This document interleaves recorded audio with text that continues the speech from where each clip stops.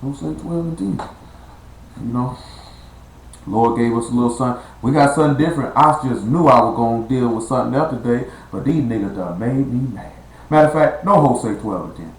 No Hosea 12 and 10. 2 Timothy chapter 4 verse 1. No Hosea 12 and 10. Matter of fact, Lamentation chapter 2. This is something we looked at a long time ago. And I think there's a video on it. I can't remember. I would advise most of y'all, Lamentations 2 and about, let's see the verse it is that I want. Where it is, Lamentations 2 and about verse 14. I would advise most of y'all, who especially those of y'all who just be enjoying with us, that you need to go look at Jesus for True Freedom, Dwayne Bonton, and Assembly of the Firstborn. There's a lot of information that we done went through in the past that's not fair to the people who've been here for us to go backwards and to go back. You know what I'm saying? From time to time, we look at stuff to bring stuff back to remembrance. But if it's your desire, if you have not already been joined with us, and if you have been joined with us and you came in the midst, it still would be wise for you to go look at it. And even if you've been here, it still would be wise for you to go look at it. Because I know some of this stuff fall out your brain. It's too much stuff. We can't keep going. We're not going backward. We're going forwards. So y'all need to keep that in mind. Thy prophets have seen vain and foolish things for thee, and they have not discovered thy iniquity to turn away thy captivity, but have seen for thee false burdens and causes of banishment. Let's look at Matthew 23. See, I'm going to tell y'all something. A lot of these dudes out here, see, everybody want to teach the word. But see, they seen worthless and foolish things. And see, your sin is not gone from you. And you not freed from sin. And that's going to get you called out to be booted out of God's kingdom. And see, a lot of these people don't care nothing about that. That's why I tell you, Matthew 23 by verse 1. That's why I tell you, you better be careful. You better be careful who you fool with, who you entertain. Then spake Yahshua to the multitude and to his disciples, saying, the scribes and Pharisees sit in Moses' seat. All therefore whatsoever they bid you observe, that observe and do, but do not ye after their works, for they say and do not. This is what we were talking about earlier, because a lot of dudes been taking shots at me all week. I don't personally care about it. It don't bother me. What the thing that bothers me is not the shot taking. It's the fact that you will sit there and call me and seek me for the word. Sit down and listen to me for hours and then have the gall to start greasing. See, if I feel like somebody, I'm going to tell you something. Dude told a brother, he said, you doing what Dwayne do. You doing word matching. Niggas say word matching. I had a dude tell me this about 3-4 years ago. This ain't no word match game. Ain't nobody word matching. It just happens to be that the word matches itself, you idiot. It's all the same word. When you try to do word matching, that means you just take your time to go through the book and say, see, this goes with this. See, it has this word in it, and this word has it here. It's got to be talking about the same thing. See, that's what an ignoramus would say. But what do we look at on Wednesday night? You got to be all breast milk. When you're all breast milk, then you can be taught doctrine, and you would know to do what, y'all? Once you've been taken off the breast and you can be taught doctrine, then you would be able to do what? Not just eat meat. What did he say in Isaiah when you wean from the breast and drawn from the milk? What did he say would you be able to do? No, you'll be able to go precept upon precept, line upon line, here a little, there a little. You'll be able to take the book lined up. See, too many people want to teach and you have no skills. He says, all therefore whatsoever they bid you to observe, that observe and do, but do need not after their works, for they say and do not. See, remember how he just said in Lamentations that they seem vain and foolish things for you. See, these people sit back and tell you about the word, but they not doing it. And you know what that ends up making you think? You can talk about the word, but you ain't got to do it either. Hold what you got. Romans chapter 2 verse 1. See, y'all gotta sit back and look at that. I done told y'all this many times before. You can't be sitting around talking about the word and not doing it now. I was telling the brother that earlier. The only people on here that's on this phone right now that I know of that's here, that know me, is Pale and is Fat Boy on here right now. They know me. I'm not counting my little sister. Obviously she would know me. You know, we live together in the same house. They know me as an individual and what my mentality was before I started dealing with this word. If I do something That's what I do. Like, I didn't want to see my homeboy Boop. He cut my hair today. Boop know me. Anybody who know me know if boss do something, that's what he doing. He don't do it for show. He don't do it to be seen. He don't do it to be liked. He don't do it for no other reason because that's what he doing. When we was out here in these streets, we was out here in these streets because we trying to get this money. We trying to eat. We ain't out here to be, oh, we selling dope. We cool. We the dope man. We just here. Who cares about all that? That's lame. No, most of these dudes, when it comes to their word, they want to be seen. See, I got the word. I know the word. See, that's lame. I've been a lot of things in my life. Lame ain't one of them. You know what I'm talking about? A lot of y'all want to be seen. You know what I'm talking about? Got to be careful with that. See, you think I ain't trying to be seen on Facebook, but you want people to see you in a particular light. That's lame.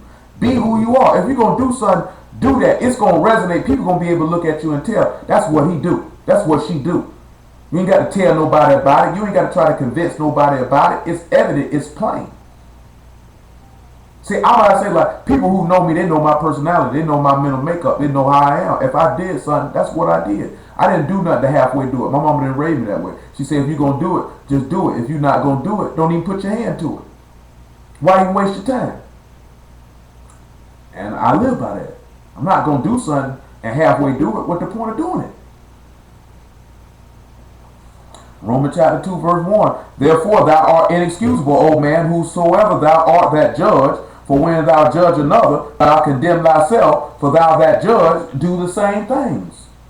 But we are sure that the judgment of God is according to truth against them which commit such things.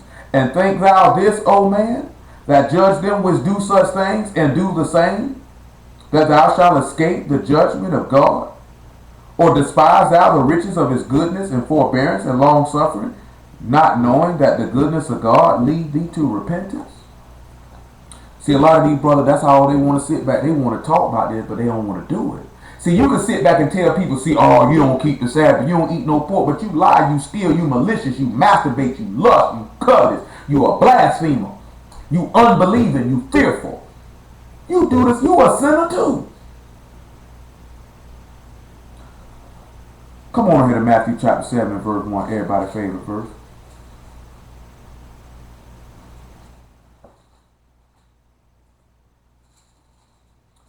It's every sinner's favorite verse. Every sinner's favorite verse. Matthew 7:1. Judge ye not. Judge not that ye be not judged. For with what judgment ye judge, ye shall be judged.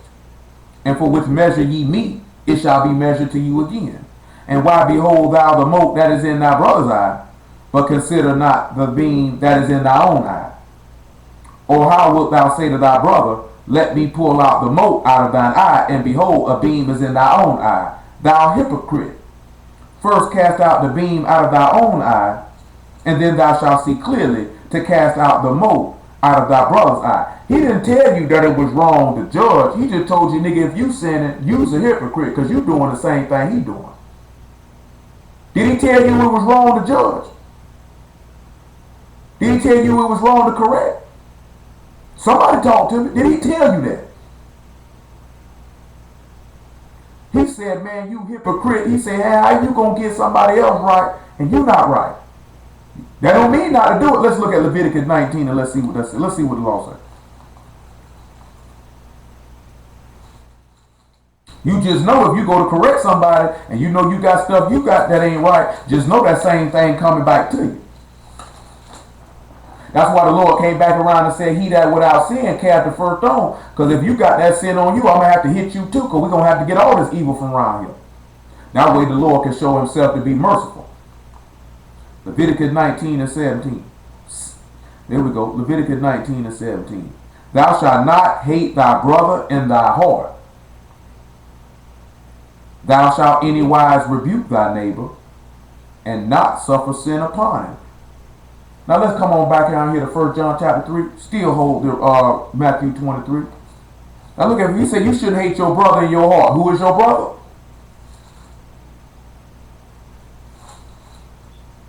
Those that do the will of y'all. That's your brother. That's why he say don't call your brother a fool. You got to know who your brother is now. Know the difference between your kinsman after the flesh and who your brother is. If they a sinner, they not your brother now. Got to know the difference. John 3, verse 14. He said, we know that we have passed from death unto life because we love the brethren. He that love not his brother abide in death. Did he just told you don't hate your brother in your heart?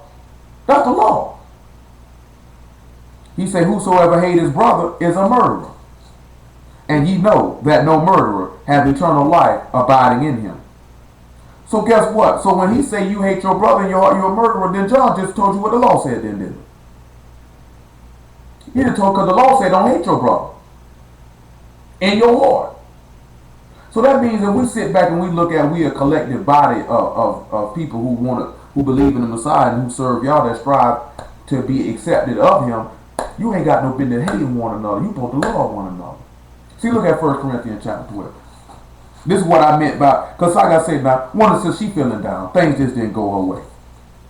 She had some opportunities that she desired to have, and the Lord didn't permit it. And sometimes people can be made sad because of these things. And you have to sit back and look at it. Verse 25 of 1 Corinthians chapter 12. You have to sit back and look at this.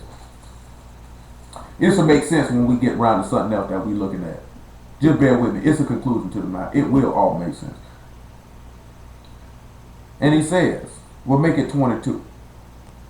He say, nay, much more, those members of the body which seem to be more feeble are necessary, meaning feeble, meaning weak. And those members of the body which we think to be less honorable, upon these we bestow more abundant honor, and on our uncomely parts have more abundant comeliness. For our comely parts have no need, but God hath tempered the body together, having given more abundant honor to the part which lacks. That there should be no schism in the body, but that the members should have the same care one for another. Now, when it say us having the same care, that means we should care about each other. I don't want y'all to take that in the means that you should take advantage of one another, or that you feel like everybody is owed to do something for you. Because don't nobody owe you anything, nor is obligated to have to do. See, that's the difference here. We should help and do one another as we are able to do. But you don't want to get it in your mind that you think that that person is obligated and has to do it. Does that make sense for y'all? If we able to do it and you can help each other out, you help each other out. You do what you can for one another. But I don't want y'all to get caught up and think that somebody has to do that for you. Because nobody has to do anything. When you slip into that thing, now you slipping in a bad state. You know what I'm talking about? You don't want to slip in that type of state. Listen to what it say now. And whether one member suffer, all the members suffer with it.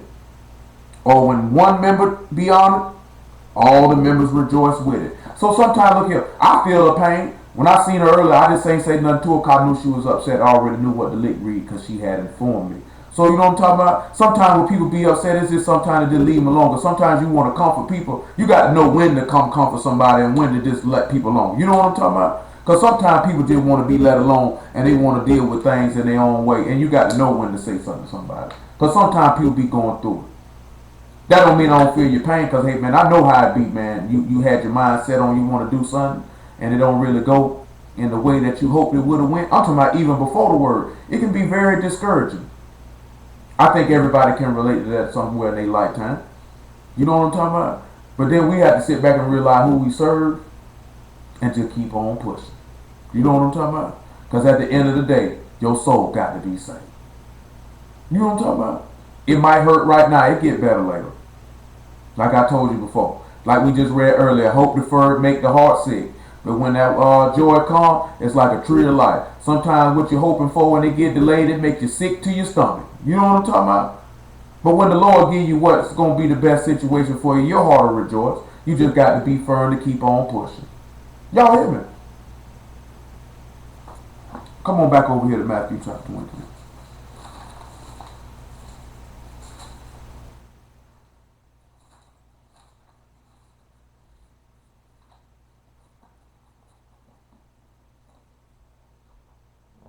Look at verse 4. He say, for they bind heavy burdens, grievous to be borne. Verse 4, I'm sorry. For they bind heavy burdens, grievous to be borne, and lay them on men's shoulders, but they themselves will not move them with one of their fingers. See, these people sit back and they tell you, yeah, you got to do this, you got to do this, you got to do that. And they giving you all these responsibilities, but they not going to help you do them. They gonna burden you down and weigh you down, but yet they not doing these same things. We have to sit back and look at that, because that's what we seen in Lamentation. He said, these men have seen for thee false burdens, false responsibility. We were talking with the brother today, because Brother Death about it today. These Hebrews make you think you got to shade. These niggas tell you you can't shade. These niggas tell you you can't get a tape up. These niggas tell you, well, we in Babylonian captivity, so if you can't get the Sabbath off, you got the word. All manner of just false stuff get you cut off. But there's a reason why people jump into this stuff. 2 Timothy chapter 4 and 1. See, a nigga tried to use this on me, so I told him, so you saying I'm a false prophet. All this came from because of confusion. What these dudes sitting talking about a man, can't no other man should teach another man why. I'm going to tell you this here. How many of you brothers on here married? All the married men, I want you to speak right now. Individual, everybody that's married. Who the first one going to speak? No, I'm talking about I need to know individually who the first married man going to speak. Okay, you engaged right now, okay. Okay, go to you married. Could you teach your wife the word if you didn't have it? And if you didn't have it, would you try to teach her?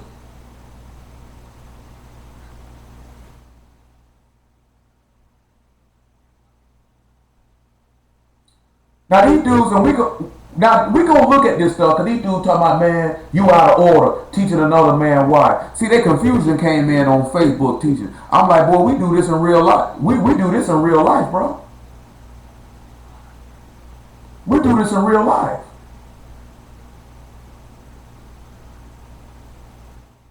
Yeah, we're gonna look at that too. See, we do this in real life.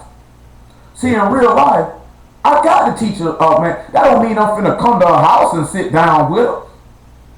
That don't make common sense. I'm not finna go to no married woman's house. Let me teach you something. What am I do that for? You'll see me on Wednesday. You'll see me on the Sabbath. Just wait for it. You know what I'm talking about? How you gonna sit back and be like, I'm married, my wife, I gotta be able to teach my wife. Nigga, you better get out there and make your money for that woman so you can take care of her. That's not your job. Now, if that's your job to teach the word, I'm gonna tell you like this here, and I done told y'all this before, because many people done said it to T. I remember they used to say it to my sister Nell. Niggas just think I just walk around the house preaching the word 24/7. That is the furthest thing from the truth. I'm for real. Because she done told me, people done said, I know you get the word all the time. I done heard people, my sister Nell done told me, people telling that, I know you get the word every day. You live with it. She was like, no, nigga. Like, we had conversations that ain't about the word. Man, I don't just be sitting in there, she walked through the door, open up the book, Matthew chapter 7, verse 15. Man, I ain't doing that.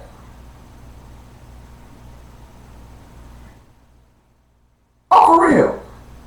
I ain't walking around preaching all day. I like to talk about sports. I got other interests. I can hold a conversation on other stuff. Shoot, me and Delvin and Denzel were talking about cologne for about 30, 45 minutes. But that's because all three of us shared that mutual interest in them. And we would trade notes on sense. I smelled that Sean John Unforgivable. I can't even front. It smelled good. Lil Muffin said it was disgusting. I told him before, I said, you don't want to mess with too much stuff puffy wet, man. You might come out be gay after you spray it on. But I can't front though. I like the scent. It was a decent scent. Lil Muffin didn't like it. When the dry down came on, they grew on it, but Lil Muffin didn't like it. She said she didn't like it. She said it smelled. What you say it smelled like? She said it was disgusting or horrible, one or two. 2 Timothy chapter 4, verse 1. I charge thee therefore before God, the Lord Yahshua the Messiah, who shall judge the quick and the dead at his appearing and his kingdom. Preach the word. Be instant in season, out of season. Reprove, rebuke, exhort with all long suffering and doctrine. For the time will come when they will not endure sound doctrine, but after their own lust shall heap to themselves teachers having itching ears. And they shall turn away their ears from the truth, and shall be turned unto fables. But watch thou in all things, endure afflictions, do the work of an evangelist, make full proof of thy ministry. Now this man told me, if any woman hearken unto you, that's because they got itching ears. So I said, well, you just called me a false prophet then. You know what that means if somebody got itching ears? Y'all know what that means if somebody got itching ears? See, look. Exactly. Now let's look at Galatians chapter 1, because I just want to make this clear about me. And any of y'all who've been dealing with me for a long period of time, you would already know. How many of y'all going to say, I'm going to tell you what you want to hear? How many of y'all, huh? What'd you say, Chelsea?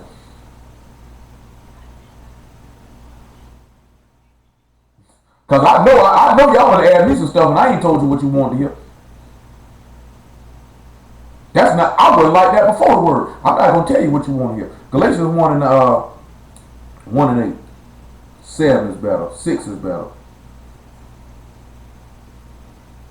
Galatians 1:6. I marvel that you are soon removed from him that called you unto the grace of the Messiah unto another gospel, which is not another. But there be some that trouble you and will pervert the gospel of the Messiah. But though we or angel from heaven preach any other gospel unto you than that which we have preached unto you, let him be accursed. As we said before, so say I now again, if any man preach any other gospel unto you than that you have received, let him be accursed. For do I now persuade men of God? Do I seek to please men? For if I yet please men, I should not be the servant of the Messiah. Well, I ain't here to please no man. He said, do I persuade God or men? Let's see an example of that in Jeremiah chapter 26. Let's see if Jeremiah wanted to please God or man. Jeremiah 26:7.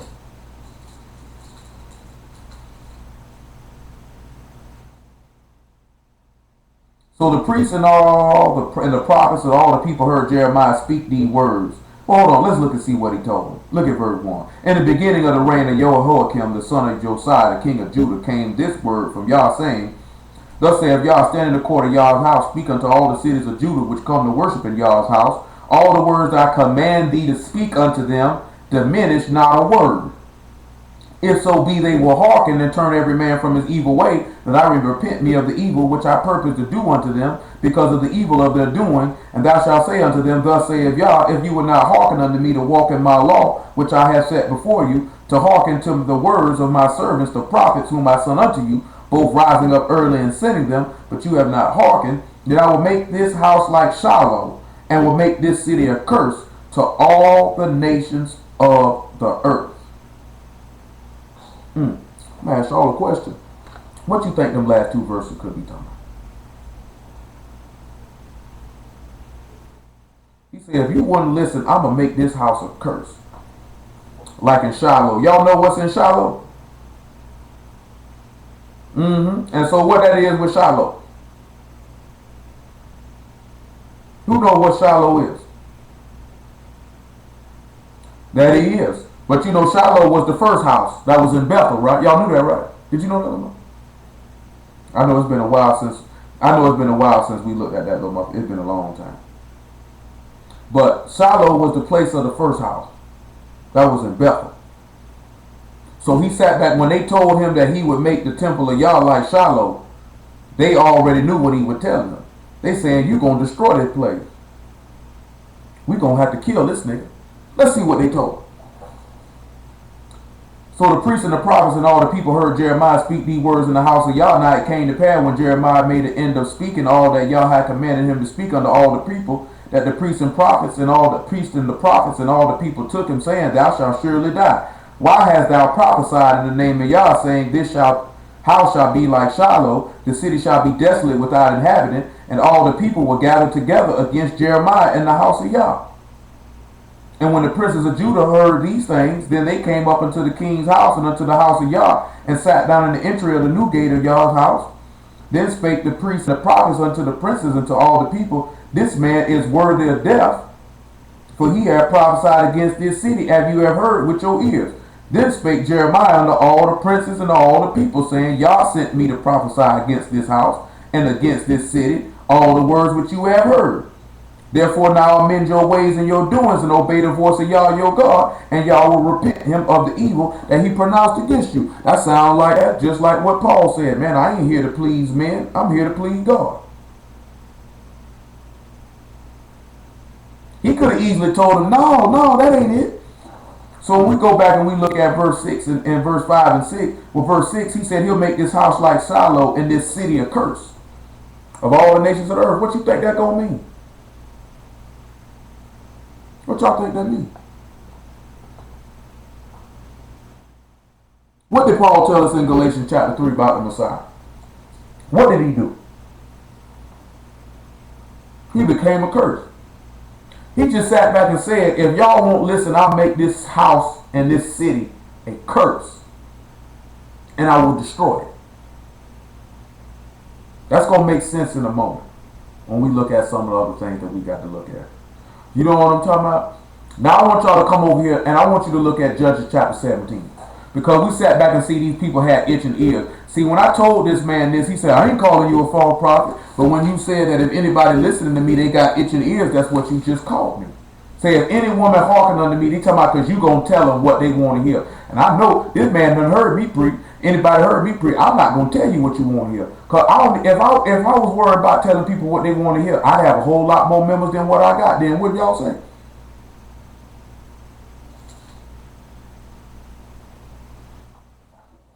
I done told some of y'all stuff, boy, you niggas been hot, man. I can't stand that chip tooth nigga. You be alright.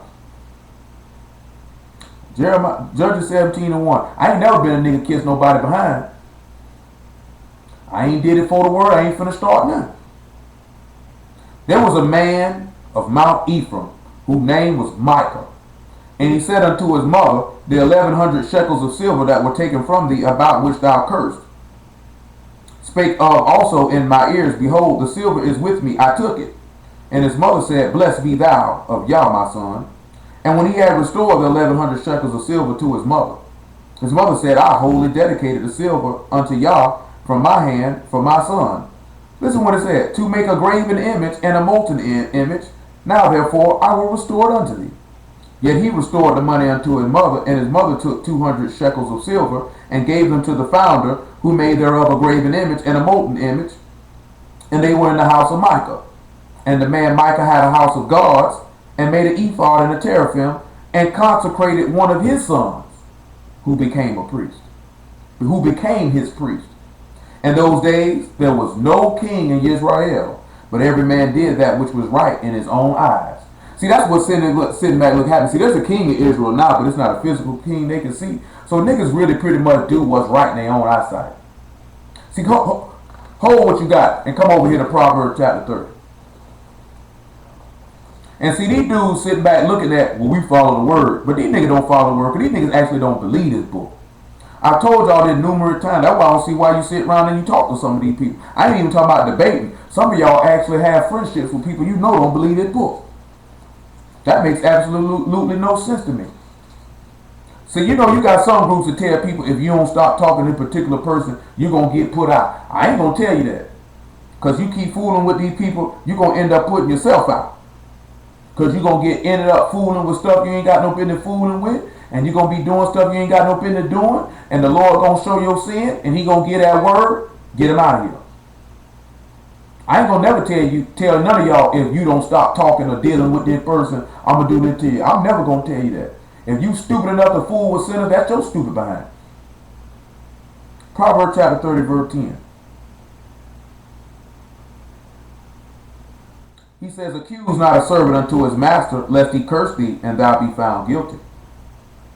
There is a generation that curse their father and their mother.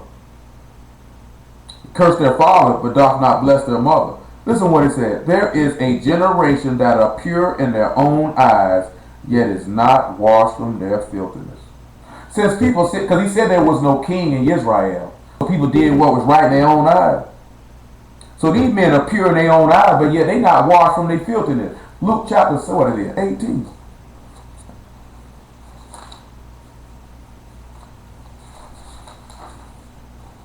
Luke chapter 18, verse 9.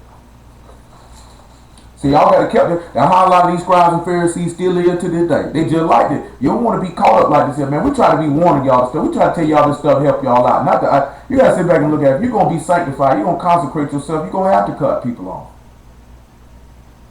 That don't mean you just don't have no dealings with them, but you can't be intricately intertwined with people like you used to. These people take you down. And he spake this parable unto certain which trusted in themselves they were righteous and despised others. Two men went up into the temple to pray, the one a Pharisee, the other a publican. The Pharisee stood and prayed thus with himself, God, I thank thee that I'm not as other men are, and extortioners, unjust, unadulterous, or even as this publican. I fast twice in a week, I give tithes of all that I possess. And the publican standing afar off would not lift up so much his eyes unto heaven, but smote upon his breast, saying, God, be merciful to me, a sinner. I tell you, this man went down to his house justified rather than the other. For everyone that exalts himself shall be abased, and he that humbleth himself shall be exalted. See, you know what that was? That's what that John chapter 9, when he say you see, your sin remain. See, that's what that's going on about judge not unless you be judged. He said, how you going to condemn somebody else and you do the same thing? Because the Pharisees were covetous. This man said that he was not unjust, but yet they didn't believe, which would make them unjust now, wouldn't it? They condemned this man to death. He said they weren't adulterers and extortioners, but they extorted the people all the time.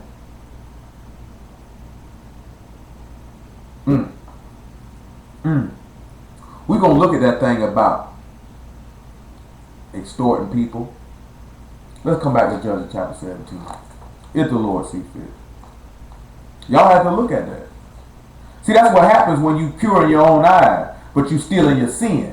See, that's how some of y'all walk around here. You pure in your eyesight, but your sin's still there. No, your heart ain't clean.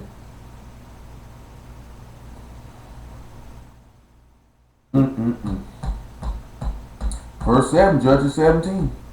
There was a young man out of Bethlehem, Judea, of the family of Judah, who was a Levite, and he sojourned there. And the man departed out from the city, from Bethlehem, Judea, to sojourn where he could find a place. And he came to Mount Ephraim to the house of Micah as he journeyed. And Micah said unto him, Whence come thou?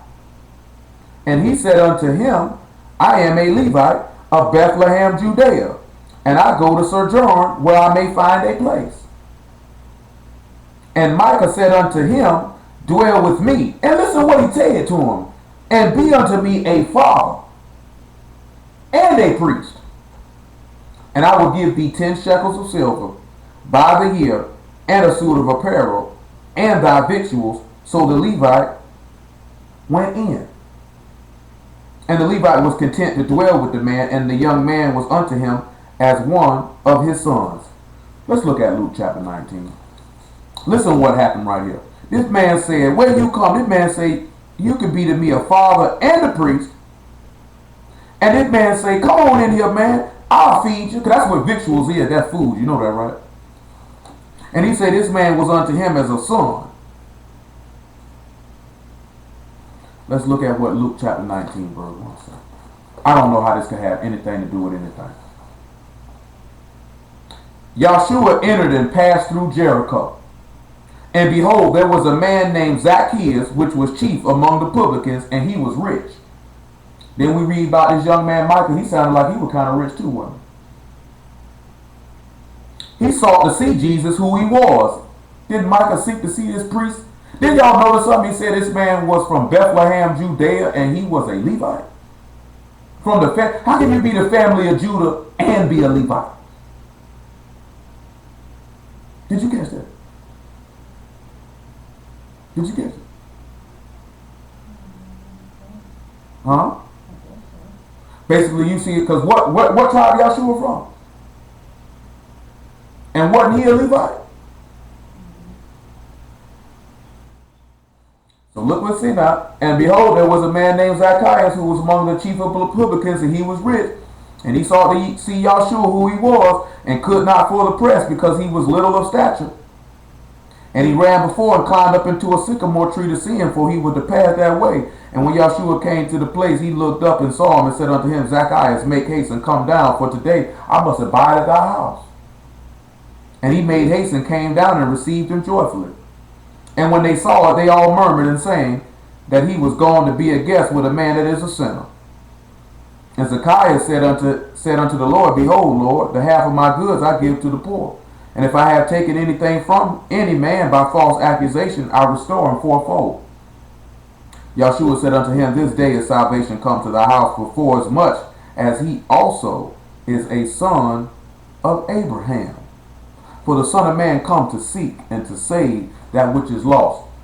I'm not going to go into it, because then I have to touch the whole Ezekiel 18, and I don't want to leave that halfway.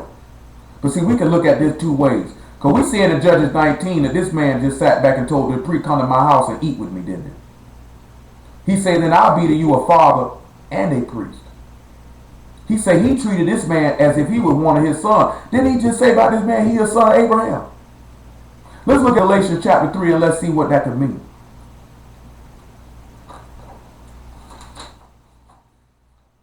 So y'all got to sit back and look at it. If we're gonna look about this father thing. We've destroyed all this stuff. These niggas out here dumb, man. Nigga be sitting talking about I be reaching and all this type of stuff, but yet ain't now nigga gonna come and talk to me about nothing I'm preaching, because I'm ready to defend what I'm preaching any time of the day. I stay ready to defend the faith, to defend the gospel. This is what I do. See, a lot of these niggas, they do this for recreation. I get paid to do this. I'm talking about naturally and spiritually. I get paid to do this. That means I got to be good at what I'm doing, or I ain't got no business doing it. Galatians chapter 3, verse 26. For ye are all children of God by faith in the Messiah Yahshua. For as many of you have been baptized into the Messiah have put on the Messiah. There is neither Jew nor Greek, there is neither bond nor free, there is neither male nor female, for you are all one in the Messiah Yahshua. And if you be the Messiahs, then ye are Abraham's seed and heirs according to the promise. If you Abraham's seed, what would that make you?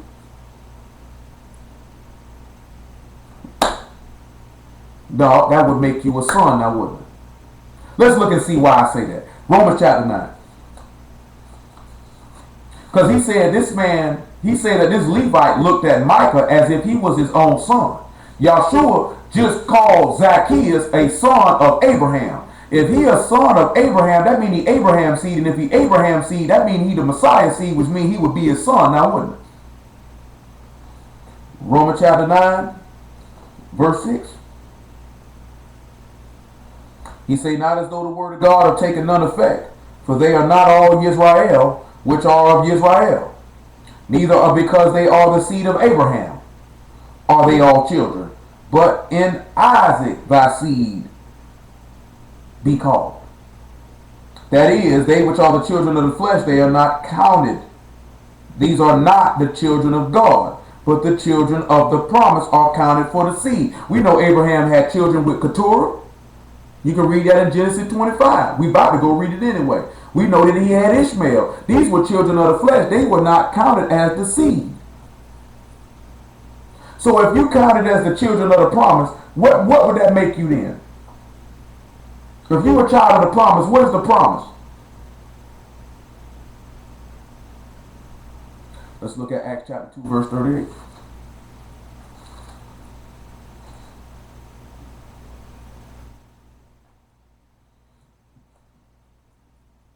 Make it 37. Now when they heard this, they were pricked in their heart and said unto Peter and to the rest of the apostles, Men and brethren, what shall we do? And then Peter said unto them, Repent and be baptized, every one of you, in the name of Yahshua HaMashiach, for the remission of sins, and ye shall receive the gift of the Ruach HaKodesh, for the promise is unto you and to your children, and to all that are far off, as many as Yah our God shall call. So what is the promise? The Spirit. And if you got the Spirit, what would that make you?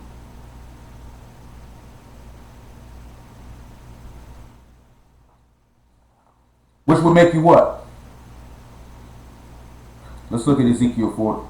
Let's look at Ezekiel 45. Before we look at Ezekiel 45, Genesis 25 and 1. We good in Judges 17. Now we sit back looking at, now we didn't sit back, I'm going to come back to Judges 17 in a minute. Now we sitting back looking at, Michael was sitting back looking for a priest. He was looking for somebody to come teach him what he wanted to hear. But then at the same time, you see a testimony of Yahshua even in it, because Micah junk is Micah junk. Genesis 25 and 1. Then Abraham took a wife, and her name was Keturah, and she bare him Zimran, and Jokshan, and Medan, and Midian, and Ishbak, and Shuah, and Jokshan begat Sheba, and Dedan, and the sons of Dedan were Asherim, and Lethashim, and Lemimim, and the sons of Midian, Ephah, and Epher, and Hanok, and Abidah, and Eldad, and these were the children of Keturah. But Abraham gave all that he had unto Isaac. This is what else he did. But unto the sons of the concubines which Abraham had, Abraham gave gifts, and sent them away from Isaac his son, while he yet lived eastward unto the east country. He got rid of them. He said, I gave him son, but this nigga got to go. You got to get away from my son. Remember, in Isaac thy seed shall be called. He gave everything he had unto Isaac. We know that the father gave everything he had unto Yahshua. Now we know if we become heirs, if we become sons, then we become heirs of the Messiah and joint heirs with him, right? So let's look at Ezekiel 45, if I'm not mistaken. So this man said he looked at this Micah as a son. Then you see he said Zacchaeus is a son of Abraham as well. They said, I got to come dwell at your house. We see Micah did the same thing with this priest from Bethlehem, Judea, who was a Levite. Y'all think that story in there about that story with Zacchaeus got twofold things. One of them is in Ezekiel 18. You're going to have to wait. Y'all going to have to wait for that. I've been holding this Ezekiel 18 for so long, I got to put it on tape. Lord will, we'll deal with it on Wednesday. I could deal with it tomorrow or in the daytime, but I got to put it on tape. I got to do it. It ain't even going to be right if I don't. Ezekiel 46 and 16. Then after that, Revelation 21 and 7. Thus saith Yah, if the prince give a gift unto any of his sons, the inheritance therefore thereof shall be his sons, it shall be their possession by inheritance. But if he give a gift of his inheritance to one of his servants, then it shall be his to the year of liberty, after it shall return to the prince. But his inheritance shall be his sons for them. Listen what this man told you.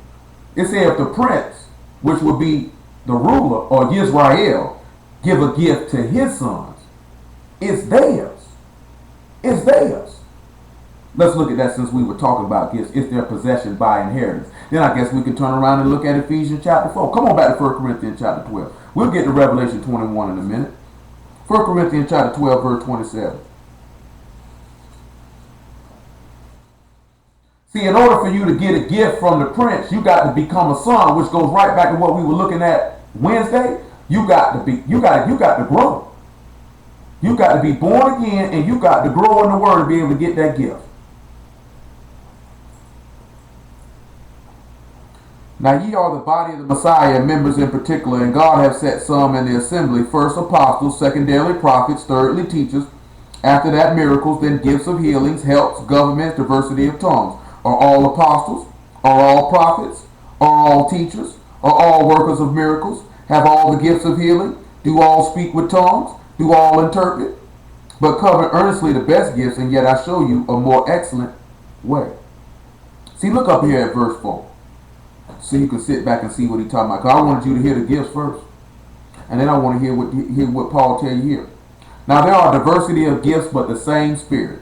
And there are difference of administrations, but the same Lord. And there are diversity of operations, but it is the same God, which work all in all. But the manifestation of the Spirit is given to every man to profit withal. For one is given by the Spirit the word of wisdom, and to another the word of knowledge by the same Spirit, and to another faith by the same Spirit, and to another gifts of healing by the same Spirit, and to another the working of miracles, to another prophecy, to another discerning of prophets, to another diverse tongues, to another the interpretation of tongues. But all these work that one in the selfsame Spirit, dividing to every man severally as he will. So the Lord gives gifts and he see fit to give them. As we were discussing earlier, could it go along with what the brother asked me about yesterday, before the Sabbath came in. Each gift serves a purpose. You heard one of the gifts he said was faith. Y'all don't even realize that having a belief in the word is a gift in itself. Didn't you hear that man just say that? If the prince give a gift to any of his sons, it's his by inheritance. That means that's yours. And you know what else that means? The term that some of y'all done heard many times in your life. If God done gave it to you, a devil in hell can't take it from you. Because that's basically what that scripture just said, didn't it? Y'all just said, if you my sons and the prince give it to you, that's yours. Can't nobody take it. It's yours by inheritance. It's yours by inheritance. Matter of fact, it's been in my mind to do it. And we're going to do that. Come on around here to Genesis chapter 25. It's been in my mind to do it, and we're going to do it. Genesis chapter 25. Because it came to my mind when Buddy was going reckless. I thank the Lord for the word. Y'all all right? We just getting started. We ain't even got crunk up good. I might swing around to that Jeremiah 32, the Lord see fit. We're going to go where he wanted to go. We look at Genesis chapter 25 and verse 21. Make it 20. And Isaac was 40 years old when he took Rebekah to wife, the daughter of Bethuel the Syrian, of Padoram, and sister to Laban the Syrian. And Isaac entreated Yah for his wife because she was barren, and Yah was entreated of him, and Rebekah his wife conceived. And the children struggled together within her, and she said, if it be so, why am I thus? And she went to inquire of Yah. And Yah said unto her, two nations be in thy womb.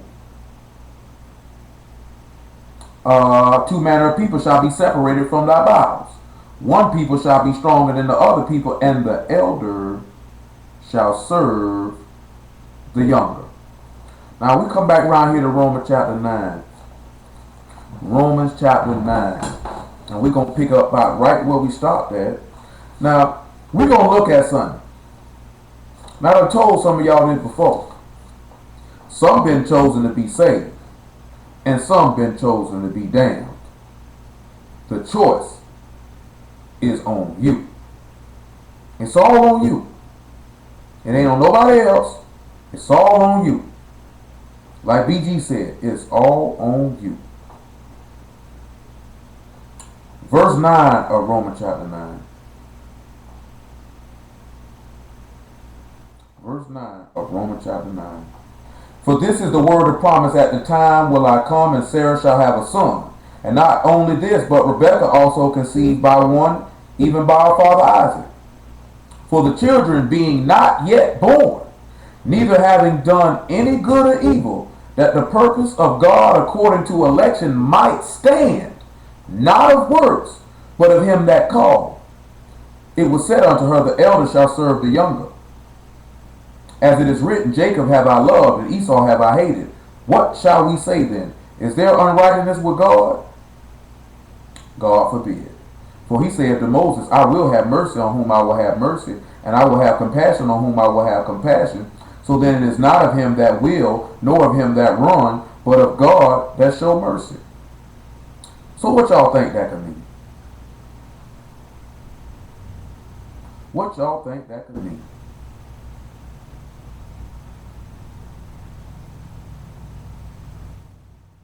God already picked who he wants, and you ain't have to do nothing. Look at 1 Chronicles chapter 28. 1 Chronicles chapter 28. God picked who he wanted. This is why I be sitting here telling you, if you hear, it's because the Lord doesn't allow you to do it. He allowed you to be here.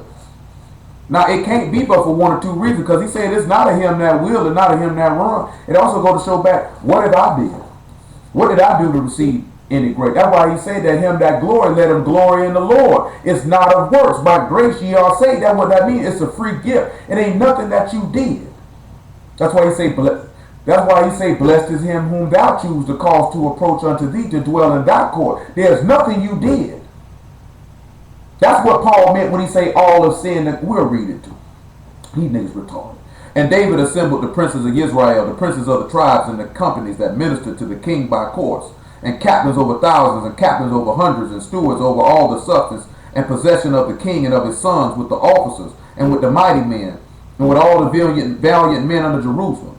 Then David the king stood up upon his feet, and said, Hear me, my brethren, and my people. As for me, I had in my heart to build a house of rest for the ark of the covenant of Yah, and for the footstool of our God, and had made ready for the building. But God said unto me, Thou shalt not build a house for my name, because thou hast been a man of war, and hast shed blood. Howbeit the Yah, God of Israel, chose me, you know what he said? Chose me, before all the house of my father to be king over Israel forever. For he hath chosen Judah to be the ruler. And the house of Judah, the house of my father, among the sons of my father, he liked to make me king over Israel. And of all my sons, and listen what he say, for Yah have given me many sons. He hath chosen Solomon my son to sit upon the throne of the kingdom of Yah over Israel. And he said unto me, Solomon thy son, he shall build me the house. Build my house and my courts. I've chosen him to be my son, and I will be his father. Now you sit back and you look at that priest that came up to that man in Judges 17. He said, you'll be to me a father and a priest, didn't it? And he said he looked at him to be his son. I mean, I chose you to be my son. Now you sitting back looking at, we seeing David had a lot of sons to choose from, didn't he? But he chose Solomon though. What did Solomon do to get that selection? Solomon was a child that was born from a woman who David committed adultery with. That's why the Lord killed that first baby that Bathsheba was pregnant with. Because that was a baby of... so y'all didn't even know that, did you? Let's go sit back and look at that. What is that? Let's go sit back and... What that is? 1 Samuel? Let me see what that's at. Let me see what that's at in 1 Samuel. Is it 2 Samuel? Let me find out where that is. See, we had to know this type of stuff. You had to know why he had to kill that baby. There's a reason why he had to kill that baby. He couldn't let that baby live. What is it? That's 2 Samuel, y'all want. Let me find this story out here with Bathsheba. Y'all give me a second to get my bearings. 2 Samuel chapter 12. 2 Samuel chapter 12. Verse 7. Y'all got to know that. Why would y'all let that baby live? And what did the baby do? The baby didn't do nothing. But guess what? I'm going to show you how that tie back into something else, if the Lord see fit. Nathan said to David, Thou art the man. Thus saith Yah, God of Israel, I anointed thee king over Israel, and I delivered thee out of the hand of Saul, and I gave thee thy master's house, and thy master's wives unto thy bosom. And I gave thee the house of Israel and of Judah. And if had that been too little, I moreover would have given you these such and such things. Wherefore hast thou despised the commandment of Yah to do evil in his sight, and hast killed Uriah the Hittite with the sword, and hast taken his wife to be thy wife, and hast slain him with the sword of the children of Ammon? Now therefore the sword shall never depart from thine house, because thou hast despised me, and hast taken the wife of Uriah the Hittite to be thy wife. I'm going to ask y'all a question. How does that pertain to the Lord about when this man just told this man the sword would never depart from your house?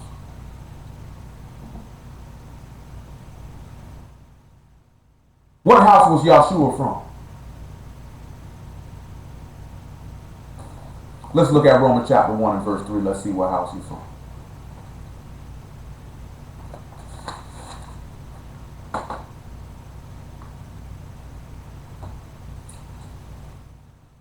It says, we'll make it Romans 1 and 1. Paul, a servant of Yahshua HaMashiach, called to be an apostle, separated unto the gospel of God, which he had promised afore by his prophets in the Kodesh scriptures, concerning his son Yahshua HaMashiach our Lord, which was made of the seed of David according to the flesh. So he of the house of David. This man say the sword will never leave David's house. So what would that mean? Huh? That means somebody in his household always gonna be killed. Y'all understand when he say the sword will never depart from your house? Job chapter 19 verse 29. Job 19 verse 29. Job 19 and 29. Job 19 and 20. Listen what he said. ye afraid of the sword, for wrath bring the punishments of the sword, that you may know there is a judgment. He told him, be afraid of the sword. When we sit back and look at Yahshua and Jessamine, what he said he was exceedingly sorrowful of the death, he was afraid of the sword. He was asking for the cup to pass from it. He from the house of David. I mean, the sword didn't pass from David's house. Y'all understand that? Does that make sense to y'all? Don't you realize when that sword hit that man, Yahshua knew there was a judgment? Y'all do understand that, right? When that man spoke the sword was not going to leave from David's house, he meant that. You think the Lord was going to escape that too? Why do you think he had to be killed? He said the wicked are thy sword in Psalms, and who killed him? The wicked, which means the sword did not depart from the house of David, just like he told him. Come on back to 2 Samuel chapter 12. That's why I see the tip. That's why I don't be studying none of these niggas what they talking about. I actually do this for a living. For those of y'all that do send yours in so I can be paid, I'll be doing you a disservice. I wasn't good for it if you paying me to do a job now. I mean, I better know what I'm doing. You get paid to do something, I would hope you were good at it. I think y'all be upset y'all went to a plumber, you paid this nigga and your pipe still leaking. Go to the electrician, you go to flip the light switch in the living room, the bathroom light come on, like, where that happened at? And I paid this nigga too. Paid the man to fix your roof, it's still leaking. I thought it don't make no sense. Where we at? Verse 10 in 2 Samuel chapter 12. Now therefore the sword shall never depart from thy house, because thou hast despised me, and hast taken the wife of Uriah the Hittite to be thy wife. Listen what he said. Thus saith Yah, behold, I will raise up evil against thee out of thy own house, and will take thy wives from before thine eyes, and give them unto thy neighbor, and he shall lie with thy wives in the sight of the sun. For thou did it secretly, but I will do this thing before all Israel and before the sun. Now I'm going to ask y'all to sit back and look at this here. He said he would, what you think he mean when he told him he'll raise up evil against him out of his own house?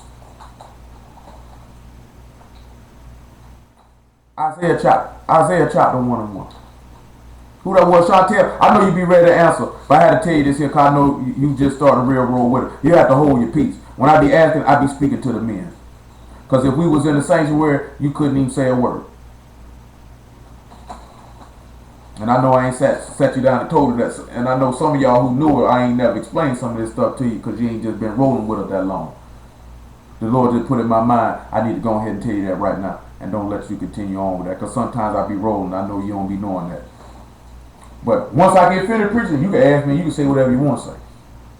That's why you don't hear none of the other women say nothing. Because they already know this. Isaiah 1 and 1. The vision of Isaiah, the son of Amos, which he saw concerning Judah and Jerusalem in the days of Uzziah, Jotham, Ahaz, and Hezekiah, kings of Judah. Hear, O heavens, and give ear, O earth, for Yah hath spoken. Listen what he said. I have nourished and brought up children, and they have rebelled against me. The ox know his owner, and the ass his master's crib, but Israel doth not know. My people doth not consider. He said they are a sinful nation, people laden with iniquity, a seed of evildoers, children that are corrupters. They forsaken Yah, they provoked the Kodesh one of Israel under anger, they gone away backwards.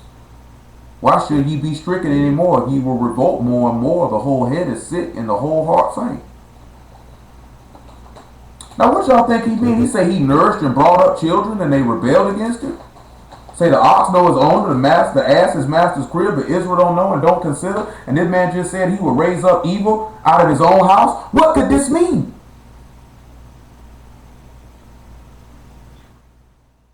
Let's sit back and see.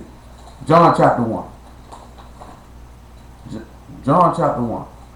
And then after that, we'll look at Matthew. And after that, maybe 1 Thessalonians. John 1, verse 7. Verse 6. John 1 and 6. We still holding 2 Samuel chapter 12. Thank the Lord. Ain't the Lord good? What would we do without him? We surely would be men most miserable, ready to perish. You know what I'm talking about? People don't sit back and realize that. We'd be ready to perish. There was a man sent from God whose name was John.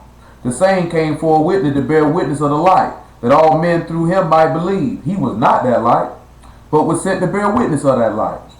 That was the true light, which light every man that come into the world. He was in the world was made by him, and the world knew him not.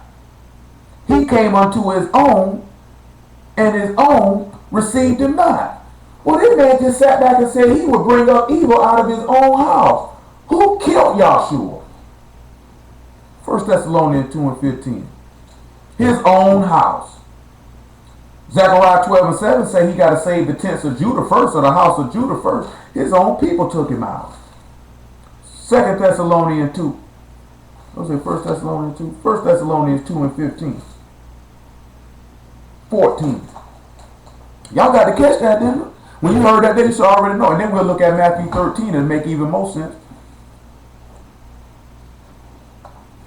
For ye, brethren, become followers of the synagogues of God which are in Judea, or in the Messiah Yahshua. For you also have suffered like things of your own countrymen, even as they have of the Jews, who both killed the Lord Yahshua in their own province, and have persecuted us, and they please not God, and are contrary to all men. He had to do these things that he said he would do to David. They had to fall on the Lord. The man said it's going to be on his seed. Matthew 13 and 40 said, how these men don't know this stuff? Matthew 13 and 54, I should say. How these men don't know this stuff? The book saith the preacher was wise, therefore he took a good heed, and he sought to teach the people knowledge, and to set in order many parables. These niggas ain't setting nothing in order. All these niggas know how to do is get a nigga a Big Mac with some fries, man. And nigga barely can get that right.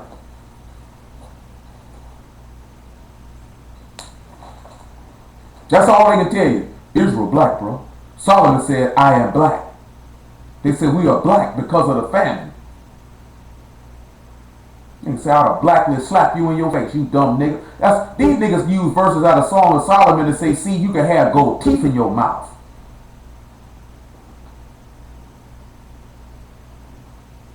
Which I'm going to tell you, man, you're not sinning except for the women if you put gold teeth in your mouth. But if you was in the word, unless they were permanent goals and you already had them in your mouth, why would you go do that?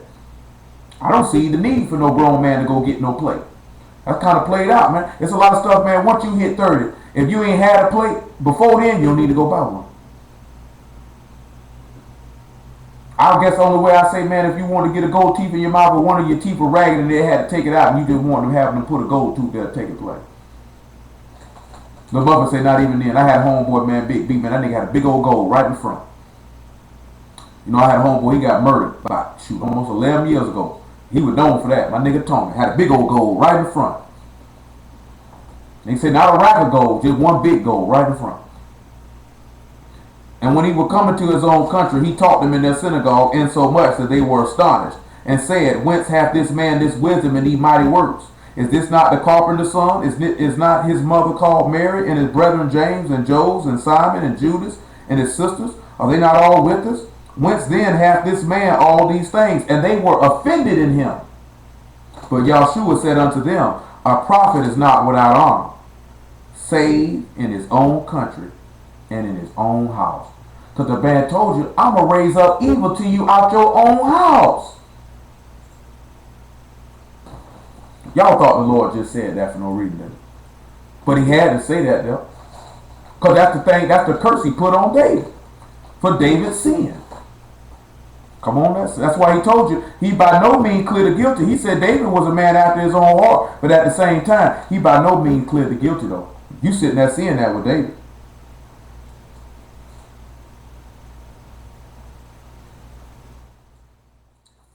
Verse 12. We're in verse 13. Now let's look at what he said. And David said unto Nathan, I have sinned against Yah. And Nathan said unto David, Y'all also have put away thy sin, thou shalt not die. That's why Isaiah 55 talking about the sure mercies of David. Because David had done pronounced the word of the king that the man that committed the sin that Nathan had described to him ought to die. That's when Nathan told him, you are that man. See, David was worthy of death, but he spared him. That's why we able to be saved. See, grace and mercy had been shown already. It was shown with David. What you think Yahshua came to do? We were all worthy of sin. I put it worthy of death. I put that away. You won't die. Even when Yahshua came to die in our place and he took on sin, he said, I put away that sin. You won't die. That's why he had to raise him from the dead. I got to show him the mercy I showed his father David. He said, howbeit, because by this deed thou hast given great occasion to the enemies of Yah to blaspheme, the child also that is born unto thee shall surely die. And Nathan departed unto his house, and Yah spake the child that Uriah's wife bare unto David, and they were very sick. And David besought God for the child, and David fasted and went in and lay all night upon the earth. And the elders of his house arose and went to him to raise him up from the earth, but he would not, neither did he eat bread with them. And it came to pass on the 7th day that the child died. And the servants of David feared to tell him that the child was dead, for they said, behold, while the child was yet alive, we spake unto him, and he would not hearken unto our voice. How will he then vex himself if we tell him that the child is dead? But when David saw that his servants whispered, David perceived that the child was dead. Therefore David said unto his servants, is the child dead? They said, he is dead. Then David arose from the earth, washed and anointed himself, changed his apparel, came into the house of Yah and worshipped. Then he came to his own house when he required. They set bread before him, and he did eat. And then said his servants unto him, what thing is this that thou hast done, that thou didst fast and weep for the child while it was alive? But when the child was dead, thou didst rise and eat bread. He said, while the child was yet alive, I fasted and wept. For I said, who can tell whether God will be gracious to me that the child may live? But now he is dead. Wherefore should I fast? Can I bring him back again? I shall go to him, but he shall not return to me. See, David looked at son. He know the Lord had pronounced, I'm going to kill this baby. He said, but maybe if I go fast and pray to him, maybe he'll hearken to me. Maybe he'll be gracious. Maybe he'll be merciful and hearken to my voice. But when he seen that wasn't the case, he went away and said, ain't no need of me continue doing it now. The man done did what he said he was going to do, and that's done. Look what else he said, because we come around here to talk about Solomon too. And David comforted Bathsheba his wife, and went unto her, and lay with her, and she bare a son, and he called his name Solomon, and Yah loved him. You see, that first baby was born, begotten by according to sin. That was an unclean baby. That baby was birthed on an unclean bed. Let's see why. Hebrews 13:1. After that 1 Corinthians chapter 7. That's it back again. That show us mercy on our end, because most of us were born on an unclean bed. Most of us were born on an unclean bed.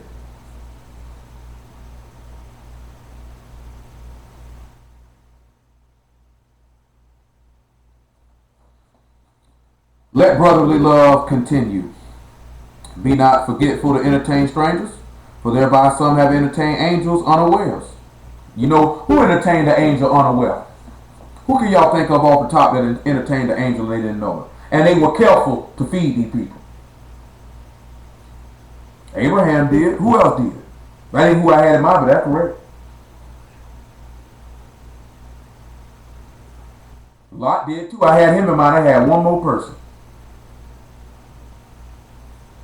Lot did too. One more person. You know who else did that? Samson mama. In Judges 13, didn't the angel come to her? She didn't know it. She prepared him food and all, didn't they? Didn't know that was an angel till after the fight. That's what we get an example to back that up at. Oh, we got to go back in the Lord, like you mentioned. Jacob did. Lot did. Abraham did. Samson mama did. They were careful to entertain them. They didn't know these people.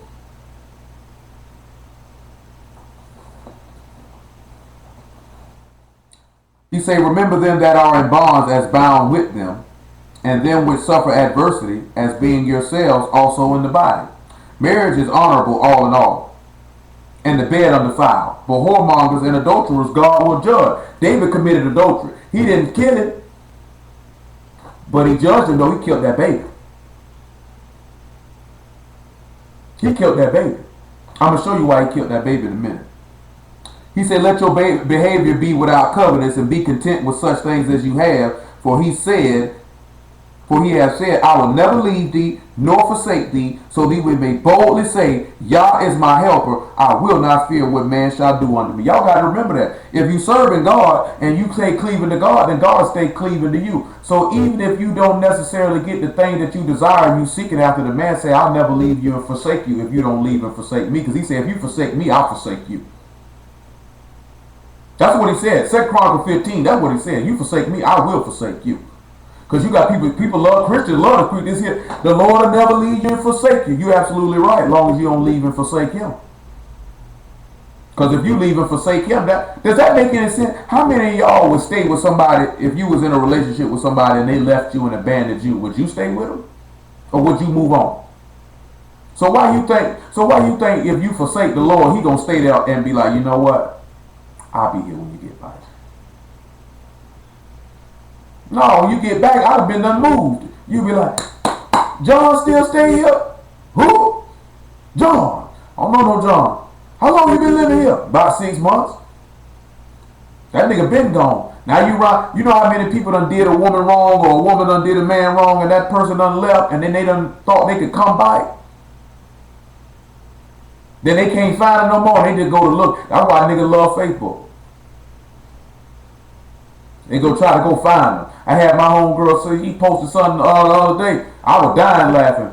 She gonna come at me talking about if it don't reply, if it don't apply. I say, nigga, I wasn't trying to reply. To me it was funny because I know you were being serious. Sometimes y'all know how y'all laugh at me when I say something like it's funny, but you know I'm being serious. Cause I'm like, you coming for niggas' throats. I say, I see jugglers laying on the ground. Cause this nigga was like, nigga, don't try to put your interest that you have on me to make me have the same interest in you that you have in me. That nigga's like, nigga, don't try it. I ain't like you then, and I don't like you now. I was dying laughing because I know what you talking about. Niggas been done thought they had a chance, or somebody been done fooled with you in the past, and they try to use Facebook or Instagram or all this other stuff to try to use that to slide to get back in. You know what I'm talking about? And of course, she wouldn't be able to know that I know what you meant. I just found it funny. Because all I seen was niggas' throats getting cut. I know it don't apply to me because I ain't tried to get at you. So I'm secure with that. I just say you coming for niggas' throats, ain't it? Early in the morning. You know what I'm saying? I know who you coming for because I know this don't pertain to me. That's why I can openly come out and say it. That's why when you come, if you don't reply if it don't apply. I know it don't apply to me. I say that don't change the fact that I know what you're talking about and I know men do it. I just say I see jugglers on the floor. I found it funny. I found it funny. Because I know you were being serious. You know what I'm talking about? I know some of y'all women know how that feel, a nigga trying to get at you knew from the past. Nigga, I ain't like you back then. What make you think I like you now?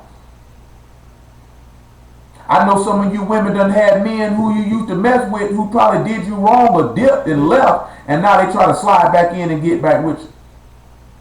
Try to get friendly all of a sudden. Long time, stranger. How you been doing? Say, I ain't doing too well. I need an enema. I'm backed up. You got a depository? I need a laxative. Some of you men probably done had some women. Don't mess around, you be on Facebook, the women think you're doing better than what you were doing when you were messing with them. Hey, boo, how you been? I've been doing bad. I got the runs. My breath stank. You know what I'm talking about? I'm all messed up. Think I got gangrene in my fingers. You know what I'm saying? You got to go ahead and shut that stuff down real quick. I ain't never had that problem. I'm telling you, man, I only had to have one time a girl, and this was like 5 years ago, man, a girl I used to mess with. I told y'all about it a couple of weeks ago. Tried to figure, let me slide back in. You know, we were cool back then, but man, but you wanted to play around. And you know, I still got love for you because you my nigga. That's never going to change. But nigga, I don't want you though. Because when we had an opportunity where we could have rolled, but then again, she showed me stuff back then like, I could make you my old lady. Man, this woman once came to pick me up in a nigga car who she knew was my friend. Like we wasn't click tight like that, but we hung out together. He came to my house, we smoked weed. I was cool with him. How could you come pick me up in this man car knowing we friends and expect me to ride around with you in it? Says a lot about your character. You know what I'm saying? I mean, I'm sitting back looking at it, and when you sit on the surface, it'll look like that don't mean nothing to me. But on the inside, I'm sitting back looking at, we could be cool. I could never make you my woman, though.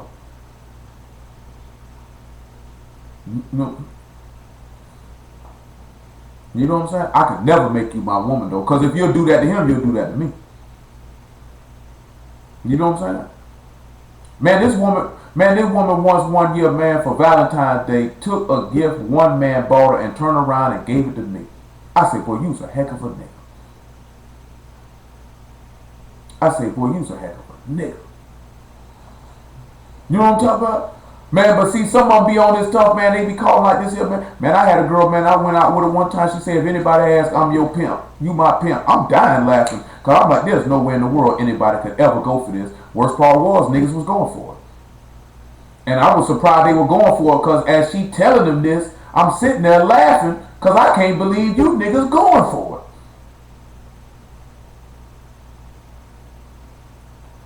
I'm telling you, I'm sitting there tripping. We sitting in the strip club, the nigga like, oh man, she like, that's my pimp. And if you want to dance, you want me to dance, you got to talk to him. And I'm just sitting there, I'm high too. I'm just dying laughing because I can't believe you nigga believe it. She once told one of them niggas, we got a club in D.C., we scouting for talent, and the nigga believed it. And I'm like, how you niggas believe that? I said, she look good, but she don't look that good. I said, she don't look that good. I'm talking about they itching son, nigga just dumb, nigga just was vagina struck. I could never be that vagina struck to go for that, and these niggas will be willing to give her whatever, and she gonna turn around. I just couldn't do that, cause I just ain't the type of dude to exploit no woman. She was trying to push it. She was trying to push me to go in that direction and that lifestyle real bad at the time. But yeah, I just wasn't with it. You know, I got Lil Muffin, man. I couldn't be living like that and set that type of example for my sister, man. At that time, I was like 21 years old. Yeah, I was like 21 years old. You know what I'm saying? But I'm tripping. Cause, no, she wasn't around this. This is somebody I went to school with. She just was living, yeah. She was just living that life, though. She started stripping at like 16. What you say? It was no different because I went down the road of selling crack. To me, I look like this here. I couldn't exploit a woman by making her sell her body or do all this here. But I would have sold some rocks all day long and wouldn't have cared. Didn't care. Man, I like this here niggas crack, coke, weed. It ain't make no difference. I ain't want to mess with no heroin, no ecstasy. I ain't want to mess with none of that. I barely wanted to mess with selling coke because I thought coke heads were worse than crack heads. Coke heads been done killed you. I can deal with a junkie. Man, you dessing with them niggas on that coke. Man, them niggas on that coke be tripping, man. You had to keep that burner real close. I had to murk one of you niggas, because boy, you niggas get on that. Man, that coke's unserious, man. That coke made them niggas do strange stuff. Come on back around here to 1 Chronicles 28, though. That coke make niggas do strange stuff, man. I'm telling you. I ain't got time for that stuff. Man, these niggas crazy out here. It's just a lot of stuff directions, man. If my heart was colder and I was really, really hungry for money like that or really, really cared, I could have been involved in a lot of crazy stuff. She saw war. Real bad. I just wasn't with it. No, thank the Lord. That's when we look at it now. We sit back and look at it. We was through with 1 Chronicles 28. He said he chose many sons, and we see that he chose Solomon. He had to kill that. 1 Corinthians chapter 7 is what I wanted. That's what we were going to. That story got my mind off track for a second. 1 Corinthians chapter 7, and about verse 13. Make it 12. Make it 11. 9 is better. So we had to look at this stuff. Then we're going to look at this chosen thing. And then we're going to get back to the task at hand and looking at that second. We're going to look at 2 Kings 17 about these people having itching ears. And then I'm going to show y'all something in Jeremiah 32. Because I want each and every last one of y'all to know. If you're going to get married, you need a marriage license. You don't get no marriage license, you're not married. Nigga just told me the other day, all you gotta do is speak that you married. That's pure stupidity. You can look at a woman and say, you my wife. She say, you my husband. We married now. So I guarantee you, it's some 6, 7-year-old children married, because there's kids who do that all the time. Around here playing wedding and all this other playing, man, these niggas retarded. He said, but if they cannot contain, let them marry, for it is better to marry than to burn. And unto the married I command, yet not I, but the Lord, let not the wife depart from her husband, but and if she depart, let her remain unmarried, or be reconciled to her husband, and let not the husband put away his wife. But to the rest speak I, not the Lord. If any brother have a wife that believe not, and she be pleased to dwell with him, let him not put her away.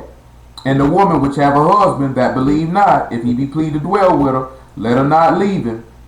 For the unbelieving husband is sanctified by the wife, and the unbelieving wife is sanctified by the husband. Or else your children were unclean, but now they are kodesh. The reason why we looked at that is, that baby that David had with Bathsheba was unclean. It was brought upon because of adultery. Therefore, because that baby is unclean, what does y'all say must be done with things that are unclean? You got to put it outside the camp. You got to put it away. So according to y'all's own law, that baby had to die. See, but now we sit back and we look at most of us. Most of us were born by, some of us were born by adultery. Most of us were born by fornication. I think very few of us were born and our parents were married at the time that we were conceived. How many of y'all on here were, your parents were married when you were conceived? I know it ain't many. I know some of y'all were, but I know it ain't many.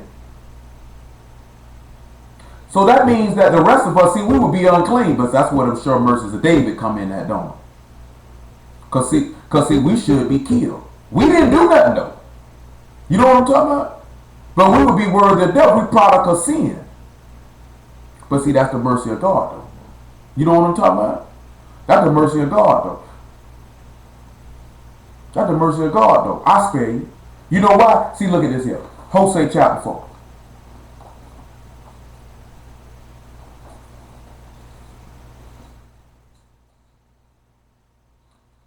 Hosea chapter 4 verse 13.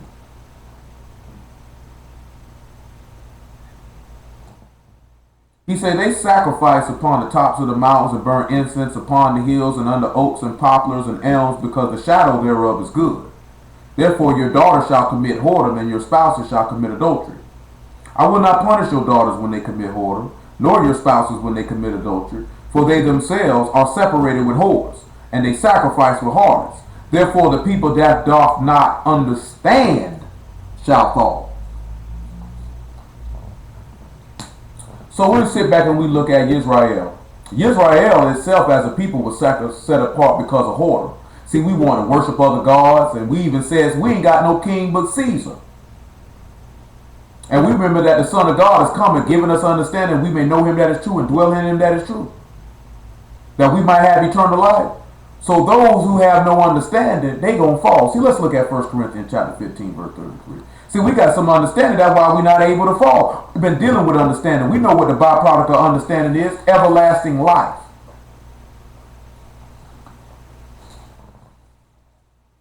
So we see that the Lord, 1 Corinthians 15 and 33.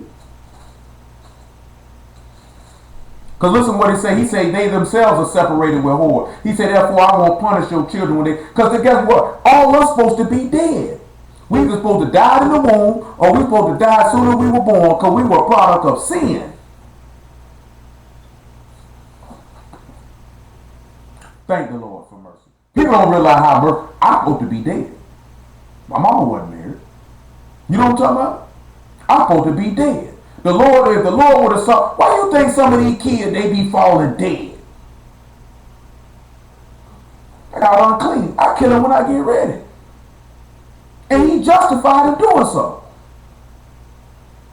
You sit back and you look at, man, this man take you out, man, when sin on you, this man take you out at any time. That's why he say, I be merciful whom I be merciful. I show compassion to whom I show compassion. Because you sit back and look at our chosen son. The two children were struggling in the womb. He said, man, they ain't did nothing. No good, no evil. I choose Jacob though. What did Esau do not to be chosen? Absolutely nothing. I just want Jacob. That's my prerogative. Most of you boys were grown men. When you were children, when you were young boys, y'all had toys and you set them toys up how you wanted to, and you made who was going to be the good guy, you made who was going to be the bad guy, you set it up and you made it how you want. You could have had a G.I. Joe. That G.I. Joe a good guy. Well, he a bad guy today. Why? Because that's what I want to do. He said that if he got partners, the potter had power over the clay to make one lump of vessel to honor and another lump of vessel to dishonor. I do what I want. I do what I want to do. He said that the vessels fitted for mercy my power might be shown in them, and my power might be shown in the vessels that's made for destruction. Man, do what he want to do. That's why you say, Nao, man, who got replies against God? That man do what he want to do. That's why he sat back and told Jeremiah about the potter's clay. I'll make this stuff how I want to make it. Somebody who going to hell. Because I'm telling you, it's real easy to run your mouth. That's why he said in Jude, he going to exact vengeance on these ungodly men and all their ungodly speeches and all that murmuring and complaining that they did. See, it's real easy to talk greasy when the man ain't in front of your face. But when that time comes, you got to stand in front of that throne and in front of that throne and look that man in his face. These niggas ain't gonna have nothing to say. I bet you that. All these gangster talking, slick talking niggas, screw the Bible God, F the Bible God, all this, that, and other. When you gotta look that man in the face, I want to see how hard you is then, nigga. I want to see how hard you is then now. I want to make sure, I'll tell something. All that gangster stuff you talking, please make sure you tell that man that when you see him. Y'all know that when y'all be dealing with them niggas who be always talking trash, what they gonna do to somebody. I do this here when that nigga. I do this here when I see that nigga. But when you see that nigga, you quiet as a church mouse. I thought you said you were gonna say this here. Man, chill out, bro. Chill out. The man right there, bro, you just told me yesterday you would tell him this and you would tell him that. Now you standing right there, you ain't got nothing to say. Come on, bro. You tripping. Nigga say, man, that nigga that weak, man. I knew that nigga was a buster. I lost all respect for you. You know what I'm talking about? You know a nigga be quick, man. When I see that nigga such and such, man, I'm going to hit that nigga in his mouth. I can't stand that whole nigga. Man, I'm going to tell this nigga this. I'm going to tell that nigga that while he's saying all that. They shoot. There you go right there, bro. What? Hold on. Y'all done been around somebody who talking trash about somebody and they walk right up. Nigga say, so you ain't going to tell him what you just told me? There you go right there. Tell it to him. Boy, I've been like this here, man. I've been a nigga, boy, I will tell you about, I'll tell it straight to your face. You better believe if I tell one person, I'll tell you. And if I done told one person, I done already told you. And if I ain't already told you yet, you better believe first chance I see you, I'm going to tell you. I want you to make sure, and if a nigga came to me one time and say, a nigga told me, you said this right here. I say, yeah, nigga, I said it. I can't stand when a nigga be like this here. Did you say this here? Nah, bro, I ain't even say that. I don't even know why that nigga. Now I tell these straight up, yeah, I said it, nigga.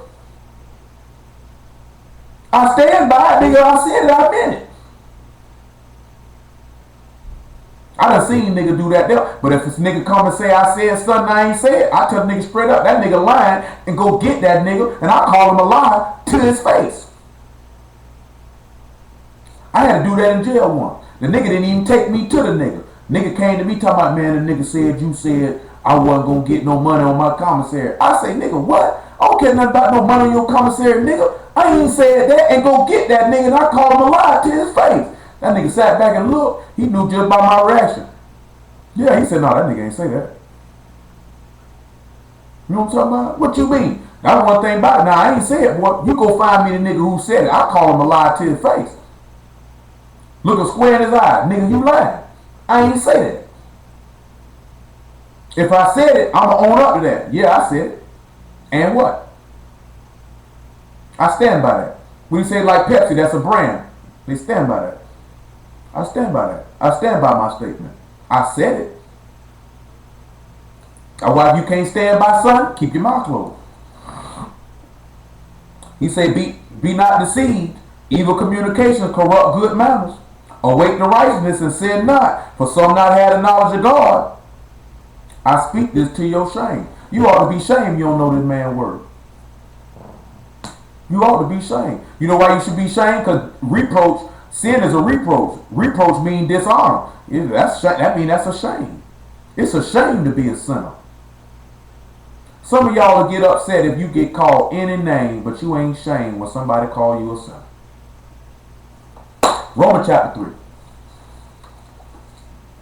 If you get called anything in this life, the thing that should hurt you the most is being called a sinner. Romans chapter 3, verse 7. Make it 8.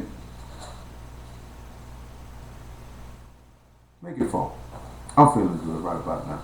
Maybe we'll get to Jeremiah 32, maybe we won't. We're going to get finished one way or another. We're going to get what the Lord wanted to get. That's for certain.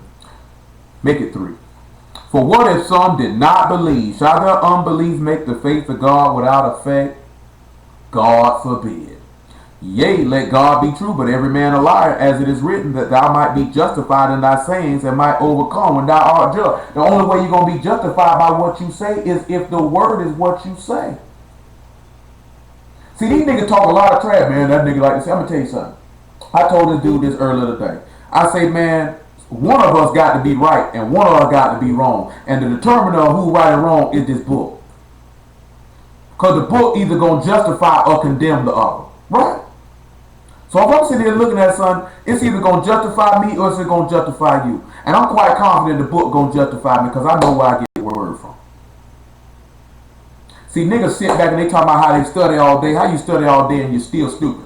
Niggas study all day talking about you can have more than one wife. How you been studying this book all the time and you still don't know why Paul said a bishop can only have one wife and what that means? And why you can only have one? Why you can't figure that out? But you study all the time. I study to show myself approved. You study to show yourself stupid. You can study this book all you want. If God don't give it to you, you'll never get it. You'll never get it. But that's black people for you though. But if our unrighteousness commend the righteousness of God, what shall we say? Is God unrighteous who take vengeance? I speak as a man. You heard what he said? If all unrighteousness means that God righteousness is right, is God unrighteous if he kill you? Because that's how men think, ain't it? This man say, God forbid, for then how shall God judge the world? For if the truth of God have more abounded through my line under his glory, why yet am I also judged as a sinner? See, people coming this here. See, Paul said he was a liar, but it is forgotten in verse 4. He said, let God be true and every man a liar. So that means God true, I'm a liar. He said, but if the truth of God abound through my lie, so if I'm a liar, and I'm speaking what God's words say, and God is true, then the truth is abounding through me because I'm just a man, I'm just a liar. That's how dumb people is that they can't even look at the context of what the man said. The man just said, let God be true, every man a liar.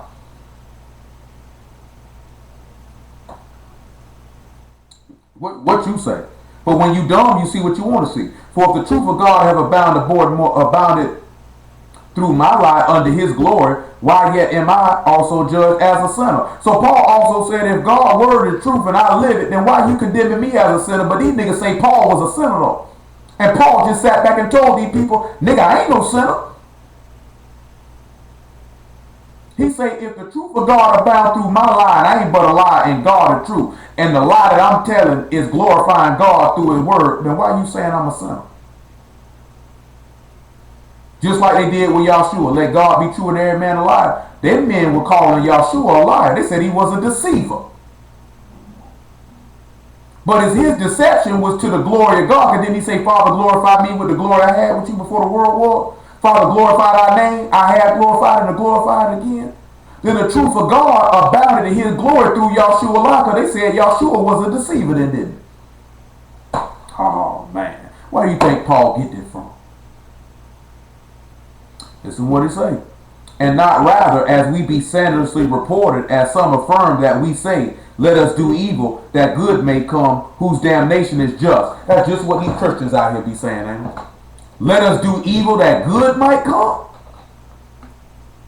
How you going to do evil that good might come? Listen what he said. And rather not, and not rather, as we be slanderously reported, and as some affirm that we say, let us do evil that good may come, whose damnation is just. That's why these niggas, this man say, them going to hell, that's just before God. That they saying that we saying you can commit sin that you might get some good out of it. That sounds like a nigga. Let's do evil that good might come. How you gonna get good out of evil? That's nigga mentality. That's nigga thought process. We can't think like that. How many of y'all been doing evil and got good out your evil?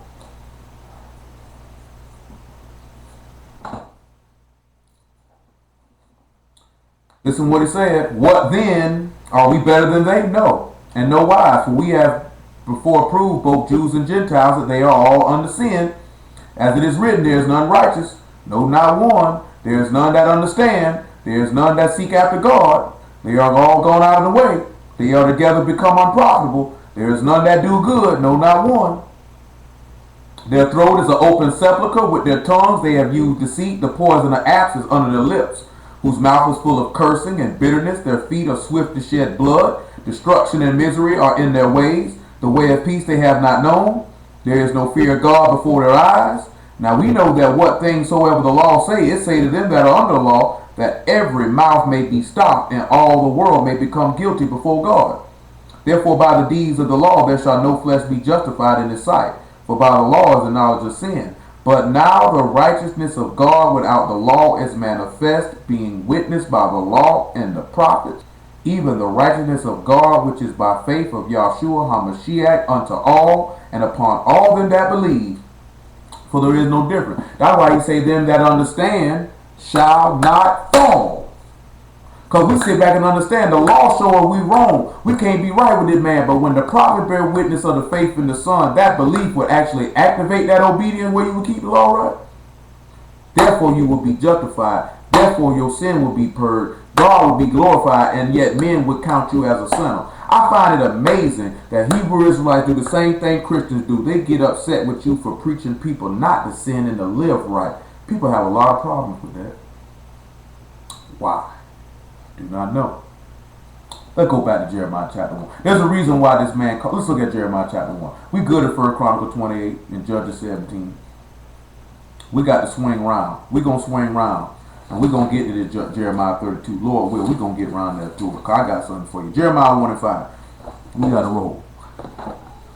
I got about 30 more minutes. I need about 30 more minutes of your time. Just about 30 more minutes.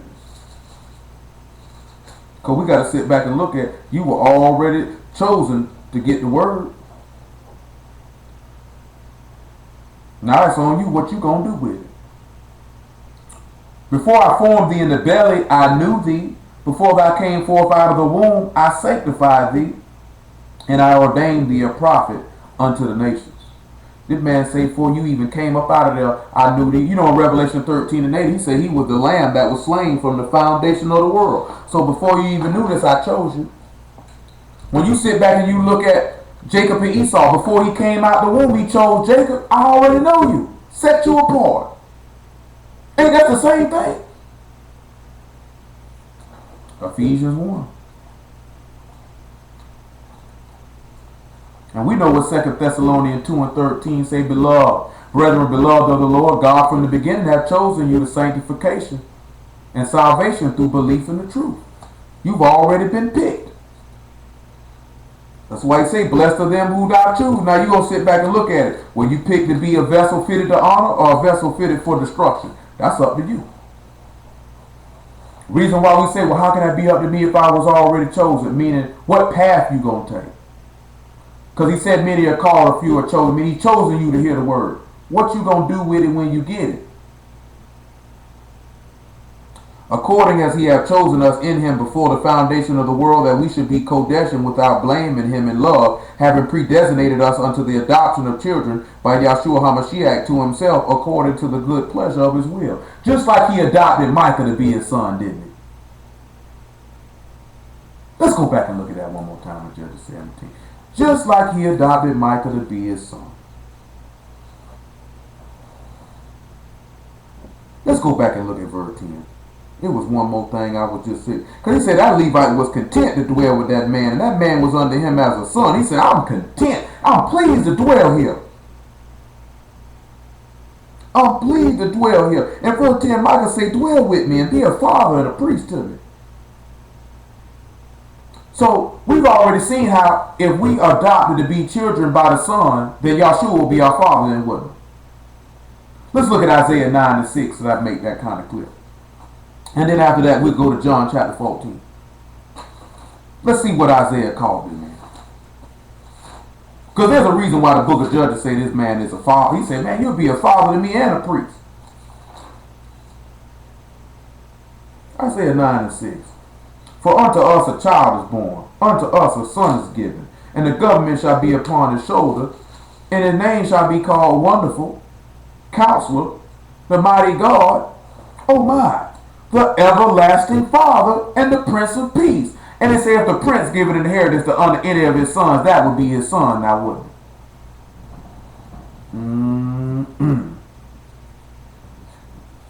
it? John chapter 14. Verse 21. After that, we'll look at Revelation 21 and 7. I think I called for it before, but we never got around to it. Make it 15 of John chapter 14. John 14 and 15. If you love me, keep my commandment. Because Micah loved that Levite that came out of Bethlehem, Judea, didn't he? And I will pray the Father, and he shall give you another comforter that he may abide with you forever. So if you love Yahshua, then Yahshua will love you. That means he would be content or pleased to dwell there now, wouldn't it? Even the Spirit of truth whom the world cannot receive because it see him not, neither known him. Because the ass don't know his owner, nor the master his crib. Israel don't know, yet don't consider. Because those that don't understand, they certainly will fall. But ye know him, for he dwell with you and shall be in you. I will not leave you comfortless, I will come to you. Let a little while and the world see me no more. But ye see me, because I live, and ye shall live also. At that day ye shall know that I am in my Father, and you in me, and I in you. He that hath my commandments and keep them, he it is that love me, and he that love me shall be loved of my Father, and I will love him, and will manifest myself to him. Judah saith unto him, not Iscariot, Lord, how is it that thou wilt manifest thyself unto us, and not unto the world? Yahshua answered and said unto him, if a man love me, he will keep my words, and my Father will love him, and we will come unto him, and make our abode with him. Mean dwell. And who name mean dwell? Who? Zebulon. So guess what that means? We just seen that with that priest, that he was pleased to dwell with Micah, now wasn't he? And to be a father and a priest to him. If we are willing to consecrate ourselves and obey Yah and love him and keep his word, this man will be a father to us, he'll be a priest unto us, and he'll be pleased to dwell with us. That goes right back to what we were talking about Wednesday night about growing up. I'm talking about, and we got to grow up in every facet of your life. Just not spiritually. Some of y'all need to grow up naturally. You need to stop thinking like children. You need to stop acting like children. You need to stop behaving like children. You're grown. Be grown. Act like you're grown. Conduct yourself like an adult. Don't make no sense to see grown people acting like kids. That's why we always be talking to y'all about children that be whining or acting crazy, because they'll grow up to be like that. That's why you want to nip it in the bud. Just like tonight, I seen Leah do something like this nigga crazy. She finished with her food. She wants somebody to come get the plate. This nigga look, so you're not gonna get it, and drop a noodle right off her fork. Like, this how I feel about that. Nigga, you've lost your brain. So let's go ahead. The mother had to go ahead. Let me go ahead and slap you upside your head real fast. Send you in your room. Then she had me tripping the other day. She said she had to go cross Leah's dome. She said Leah didn't think she'd hit her in Target. Little did she know, I will strike you right here in front of everybody. Don't make me no different. Don't make me no different. I'm telling you, man, you got to get, man, little children sit back and really kids be testing you just to see, man, let me see if Mom Deuce going to let me slide with this here. And guess what? We try to Lord like that. Let me see if the Lord will slide with me this here. And see, look at Ecclesiastes 8 and 11. And see, when he don't crack your dome, see, you think you can keep doing it. You look at it, I got away with it.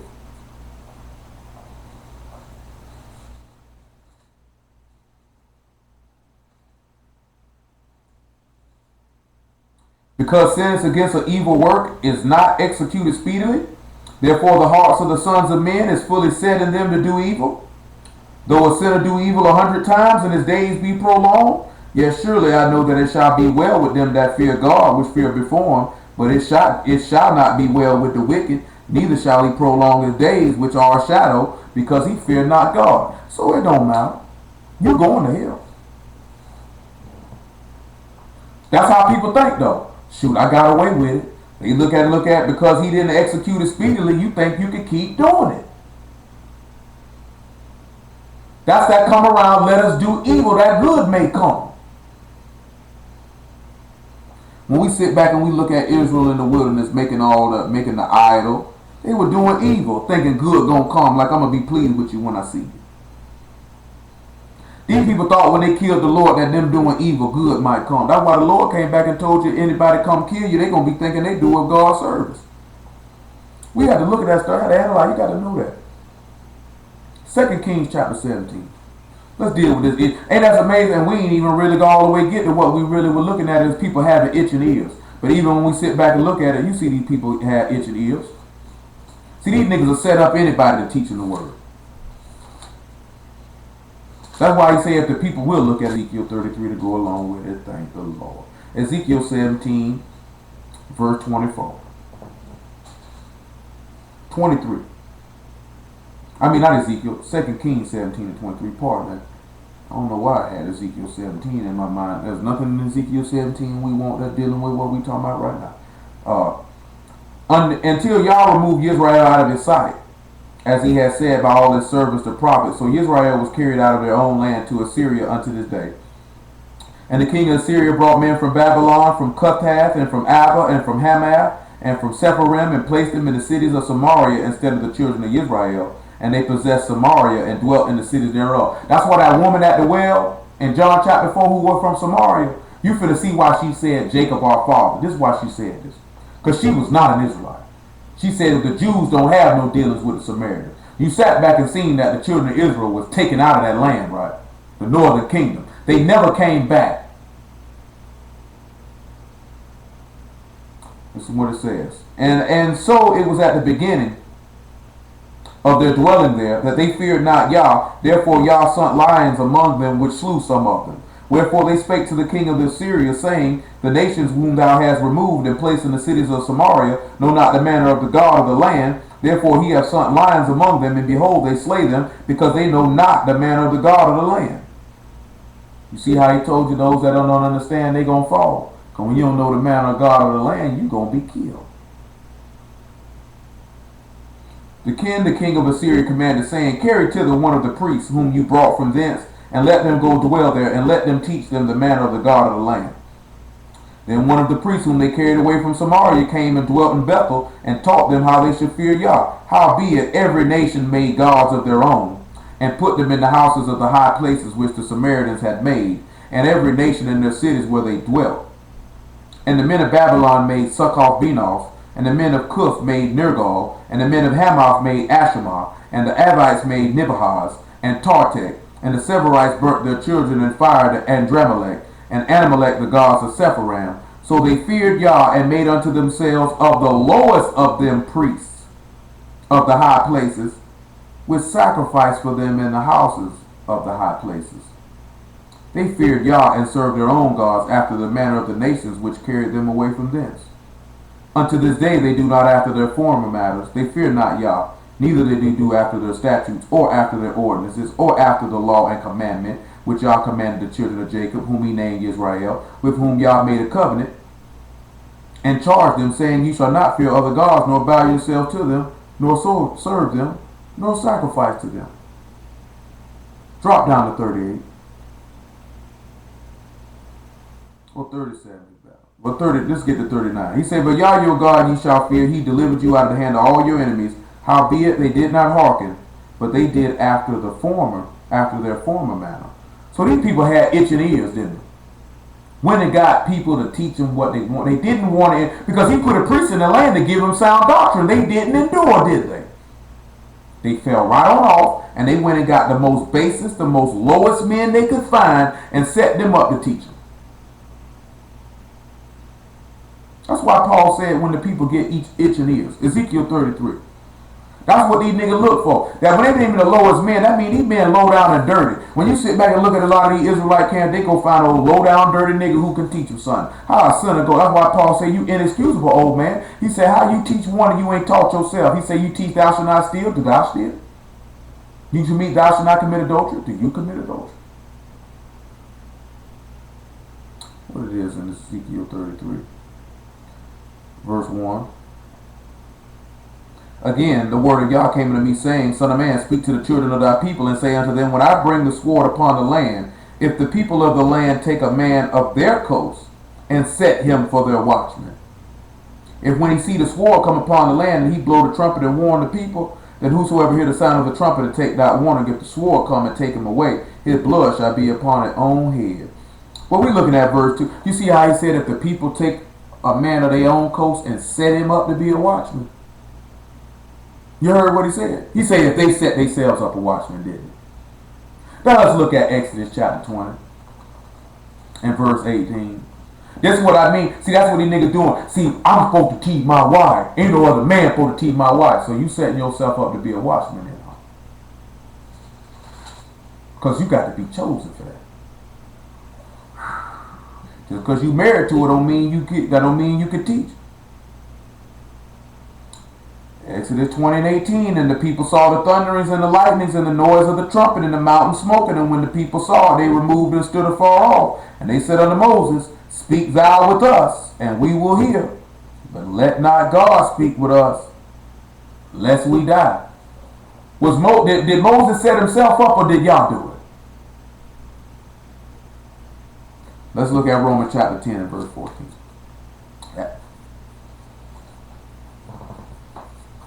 And then we'll get over here to Jeremiah 32 so we can get out of here. Romans 10 and 14. How then shall they call on him whom they have not believed? And how shall they believe in him whom they have not heard? And how shall they hear without a preacher? And how shall they preach except they be sent? As it is written, how beautiful are the feet of them that preach the gospel of peace and bring glad tidings of good things. Wow. When Moses walked up on Yah and seen that burning bush, let's look and see what happened. Let's just look at Exodus 3, because he said you can't preach except you be sent. I don't know if Moses was sent or not. I'm not sure. I'm just not sure. Exodus 3 and 10. I'm just not sure if Moses was son or not. Let's see what it says.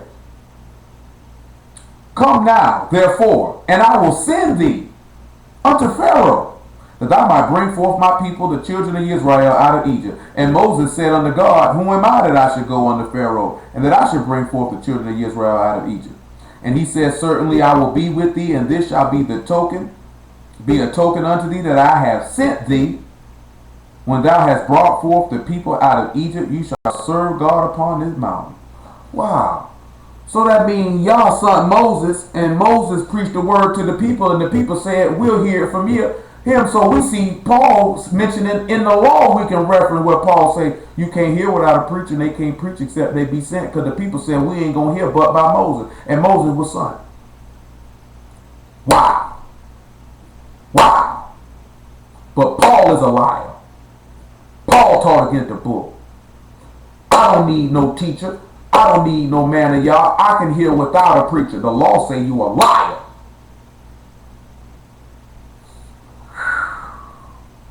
Jeremiah 32 and 1. Ain't that something? You see how that man word come back and condemn these people?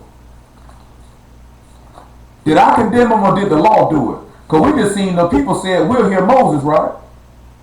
And the law said that said that in the law. And the law said that Yah sent Moses. So that means we got a similitude of Yahshua, and even though we got something in the law to validate what Paul said, that you can't hear without a preacher. And he can't preach except to be sent. That means Moses fit in. That means that's all law. That means you go into hell, you go against it. So guess what that means when they saying, I don't need nobody to teach me, nobody teach my wife? That means you saying, let me do evil that good might come. Ooh. Woo.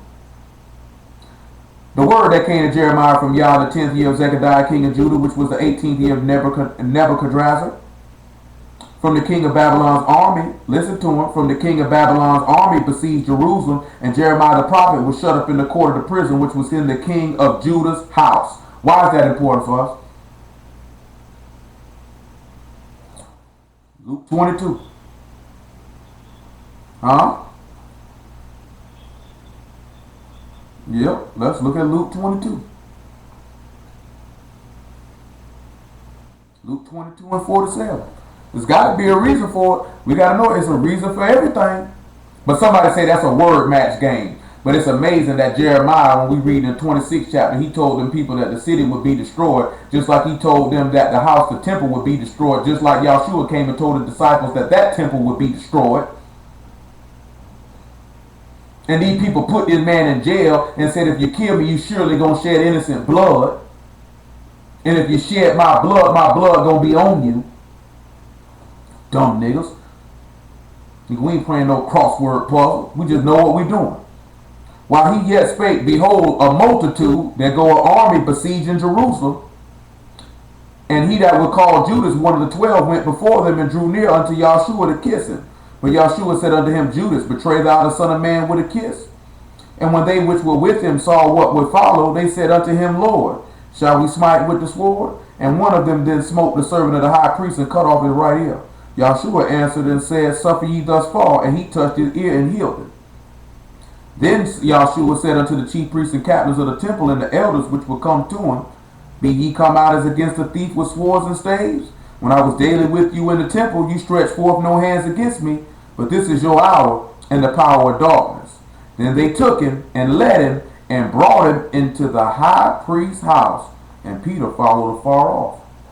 We got to have a similitude. This man was shut up in the court. He said this was in the king of Judah's house. We see the prison was in the high priest's house now, wasn't it? Let's go back to Jeremiah 32. Huh? That was 47, about 53. Let's look at verse 3 of Jeremiah 32. For Zechariah, king of Judah, had shut him up, saying, wherefore dost thou prophesy and say, thus saith Yah, behold, I will give this city into the hand of the king of Babylon, and he shall take it.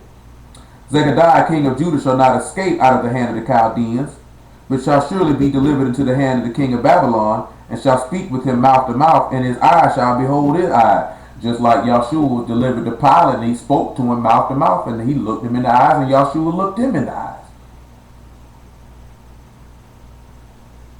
And he shall lead Zechariah to Babylon, and there shall he be until I visit him, saith Yah. Though you fight with the Chaldeans, you shall not prosper. And Jeremiah said the word of Yah, came unto me, saying, behold, Hanamiel, the son of Shallum, thy uncle, shall come unto thee, saying, buy thee my field that is in Antitoth, for the right of the redemption is thine to buy it. So Hanamiel, my uncle's son, came to me in the court of the prison, according to the word of Yah, and said unto me, buy my field, I pray thee, that is in Antioch, which is in the country of Benjamin, for the right of the inheritance is thine, and the redemption is thine. Buy it for thyself. Then I knew that this was the word of Yah.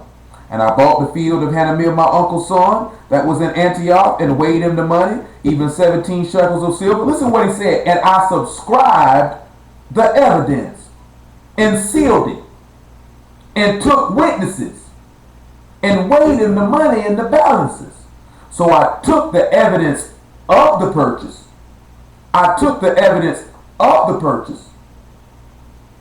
Both that which was sealed according to the law and custom, and that which was open. And look what else he did. And I gave the evidence of the purchase unto Baruch, the son of Neriah, the son of Maaseiah, in the sight of Hanamiel, my uncle's son, in the presence of the witnesses that subscribed the book of the purchase before all the Jews that sat in the court of the prison. And charged Baruch before them, saying, thus saith Yah, host, the God of Israel, take these evidences, this evidence of the purchase, both which is sealed, and the evidence which is open, and put them in an earthen vessel, that they may continue many days. Now we're going to look at a lot of things, because we just looked at a lot of stuff. We just looked at a lot of stuff. But you see what happened here? That means they wrote a contract, didn't it? That means 2 or 3 witnesses seen the contract and signed it, didn't it?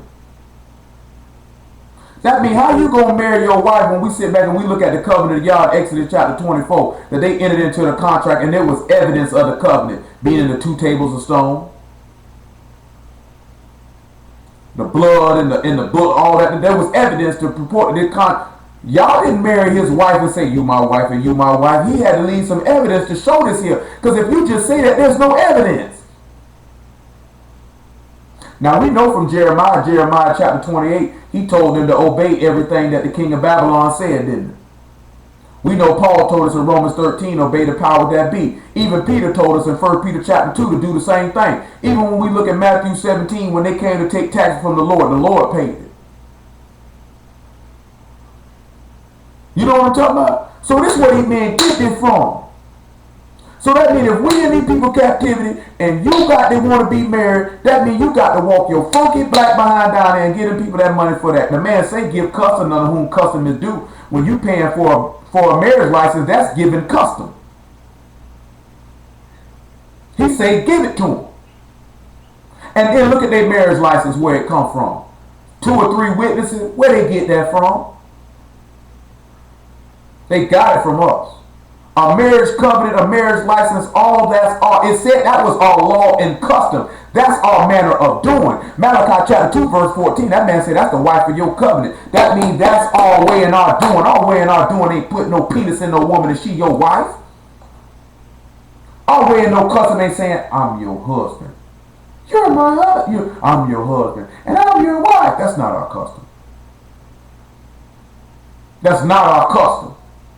When them men tell you that, they showing you they don't know the law. That man say it's got to be some evidence. Where your evidence at? And you can't sit around here and draw up no contract to the house and these people don't honor that. Now when something happened to you, your wife can't get no benefits because you had it written on some paper. Dumb nigga. Draw up a contract on some note, but nigga ain't got enough common sense to at least go try to get it notarized. But let's look at something. He just told him that the right of the inheritance and the redemption was his to purchase this field. Let's look at Leviticus 25. I didn't want to show you the scripture back up, man. You got to have some evidence. If it was just the land, why he just ain't giving the money and say it's his? Why would they go through all that process of drawing up a document? Because if you subscribe something, that means you writing it out. And you think you're going to do that for some land, but you ain't going to do that for a marriage? How stupid you take us for? Y'all women, don't you be letting no nigga come around and talking about he gonna marry you and he ain't gonna get no papers on you. Will be no dummy. In Leviticus 25, about verse 35. And don't you be coming around here to me talking about, I seen some Israelites say, make it 40. I seen some Israelites say, we don't need no marriage license. If your stupid butt come and ask me about a marriage license, talking about do we need one or not, don't you bring your black butt back around here no more for at least 3 weeks.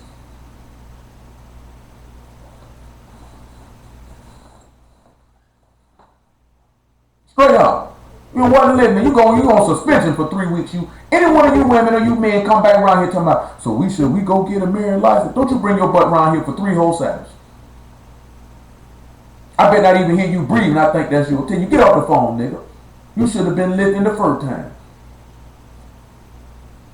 Don't be trying to creep and say, I'm going to get on the screen. He ain't going to know it's me. I'm going to know it's you, nigga. Hang up. I'm for real, though. That's all way now. Y'all sat there and seen that. That man said that's the law and the custom. You don't sit there and do none of that stuff. And when we say that's the law and the custom, because he did that with the covenant. The covenant was written by the finger of God, bear witness with Moses and the people. Heaven and earth bear record against them. Man, don't let these people make no fool out of you. They don't know the law.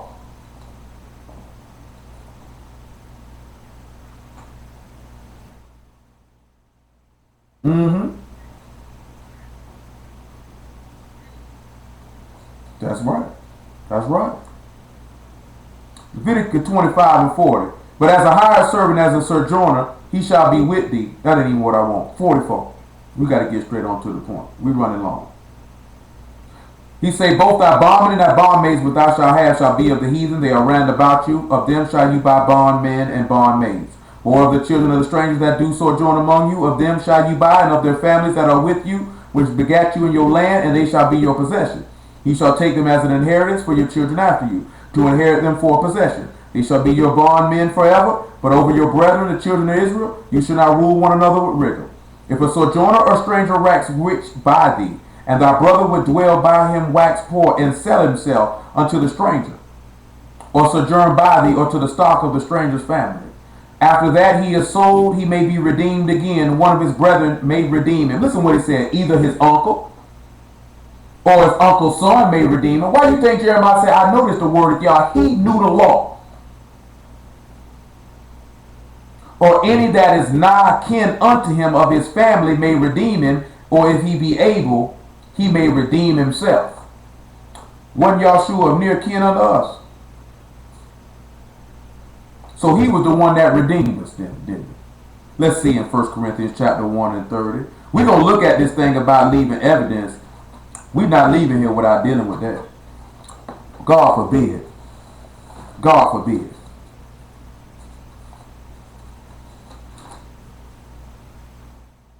First Corinthians 1 and 30. But of him are ye in the Messiah Yahshua, who of God is made unto us wisdom and righteousness and sanctification and redemption, that according as it is written, he that glory, let him glory in the Lord. How can Paul know that? And didn't Peter tell us that we were not redeemed with corruptible things like silver and gold, but by the blood of a lamb without spot or blemish? Wow. Didn't Isaiah tell you sold yourselves for nothing, you'll be redeemed without money? Oh man, that's amazing. So now let's sit back and look at Jeremiah 32 and 10. They say, I be reaching though, y'all. They say, I play a word match game. They say, I play a word match game. That's what they say. Jeremiah 31 and 10, he said, I subscribed the evidence, and I sealed it, and took witnesses, and weighed the money in the balance. He said, I took the evidence of the purchase, both that which was sealed according to the law and custom, and that which was open. So what y'all think that mean by he subscribed the evidence and sealed it and took witnesses? What y'all think that could mean? Well, let's see how he subscribed the evidence. Zechariah 13. Let's just see. He said he subscribed the evidence. That means you write something out, right? Let's see. Matter of fact, Isaiah 49 and 14 is better. I know that came to my mind first for a reason. Isaiah 49 and 14.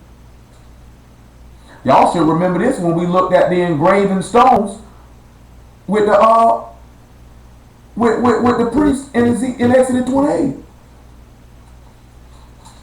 But Zion said, y'all have forsaken me, and my Lord have forgotten me. Can a woman forget her sucking child, that she not have compassion on the son of her womb? Yea, they may forget, yet I will not forget thee. Behold, I have graven thee upon the palms of my hands. Thy walls are continually before me. I subscribe to evidence. Let's look at John chapter 20. That means he wrote out that. That means there's got to be some evidence. You know that's how y'all deal with it. There's got to be some evidence. You just can't tell us nothing. Where your proof at? Not even that there. That's how y'all always operated. Y'all ain't say you got to show me. Where your evidence at? Why do you think y'all say I'm going to leave some signs and wonders? I got to show proof I am God. I got to leave some evidence. Even when Yahshua was telling these people he was this here, he still had to leave evidence to validate the scriptures that he was who he said he was.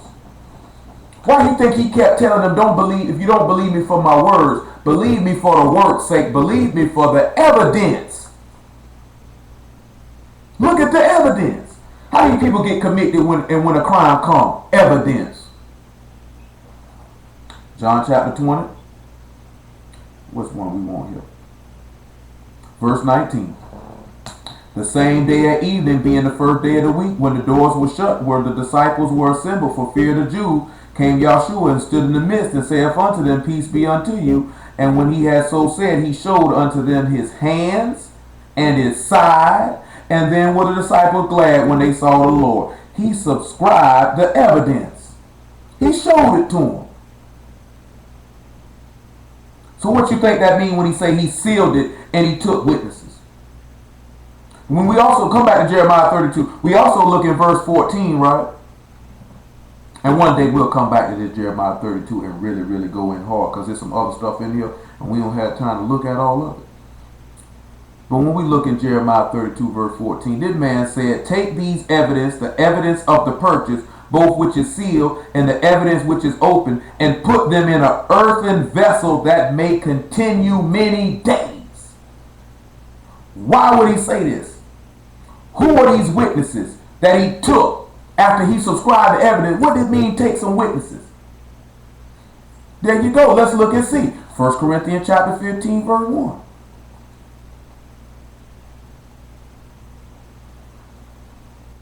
That's why I say this right here, y'all. And I don't say this out of no boasting. I say this out of the glory of the Lord. As Paul said, if the glory of God abound more and more by my life, why am I judged to sin?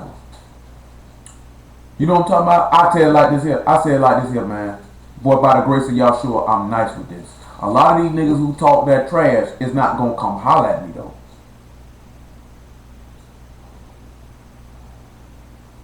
They ain't gonna come see me. It's like this here. It's like what Pop said. Niggas talk a lot of trash, but that's after I'm gone, because they feel me in the physical form. He said, let it be known I'm troublesome. See, the nigga hate this. I hate that troublesome nigga. He always stirring stuff up. I don't like that nigga. He think he know everything. He think he the only one with the word. How many of y'all ever heard me even closely even insinuate that I'm the only person got the word? Not even said it. How many of I even came close to insinuate? If I say you need to go seek a man of y'all, ain't that a general statement? I'm not even including I'm making a reason not to even say that, to make sure I'm not even including myself.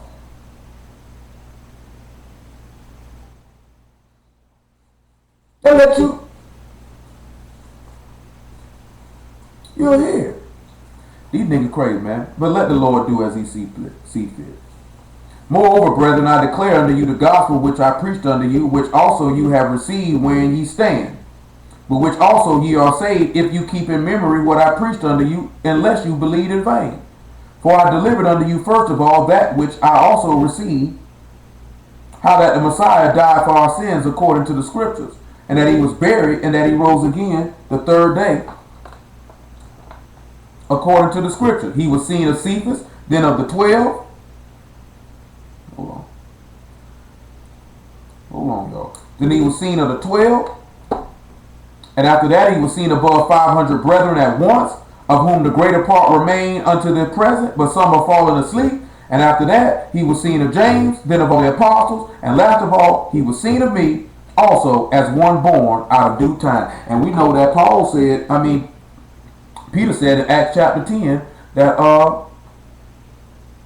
that we are witnesses of whom God. Let's look at it in Acts chapter 10.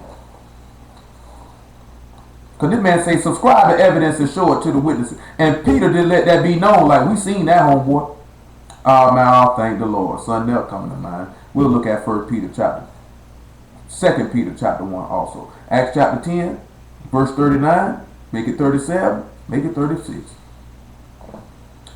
The word which God sent unto the children of Israel, preaching peace by Yahshua HaMashiach, he is Lord of all. That word I say, you know, which was published throughout all Judea and began from Galilee after the baptism which John preached, how God anointed Yahshua of Nazareth with the Ruach HaKodesh and with power, who went about doing good and healing all that were oppressed of the devil, for God was with him. And we are witnesses of all things which he did, both in the land of the Jews and in Jerusalem, who they slew and hanged on the tree. Subscribe to evidence.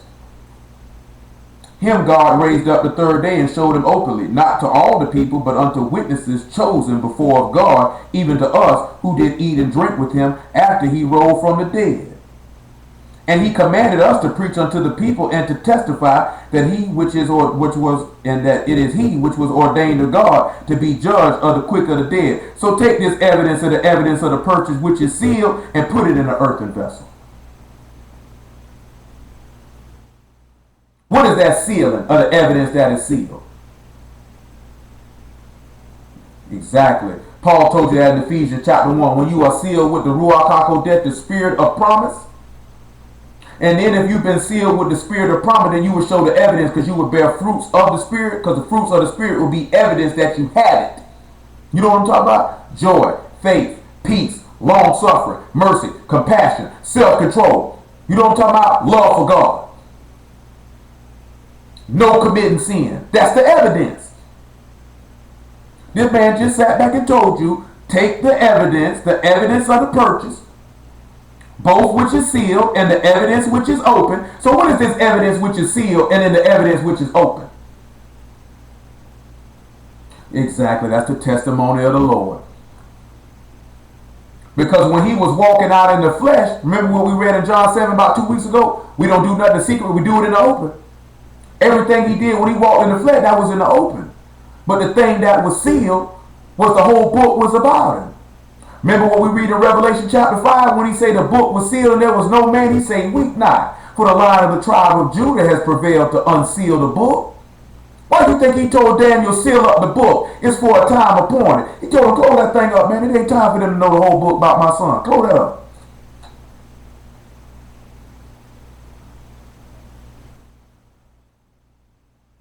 Secret things belong to y'all, but the things that be revealed unto us belong to us and our people, that we may do this law forever. Yahshua was in the open. He was the law made flesh. He was right there in the open. You seen it.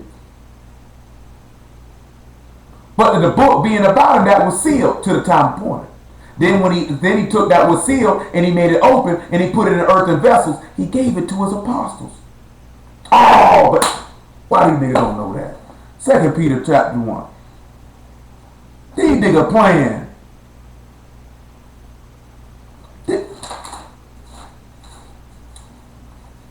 They don't believe in God, period. 2 Peter chapter 1 verse 12. And it's showing their behavior.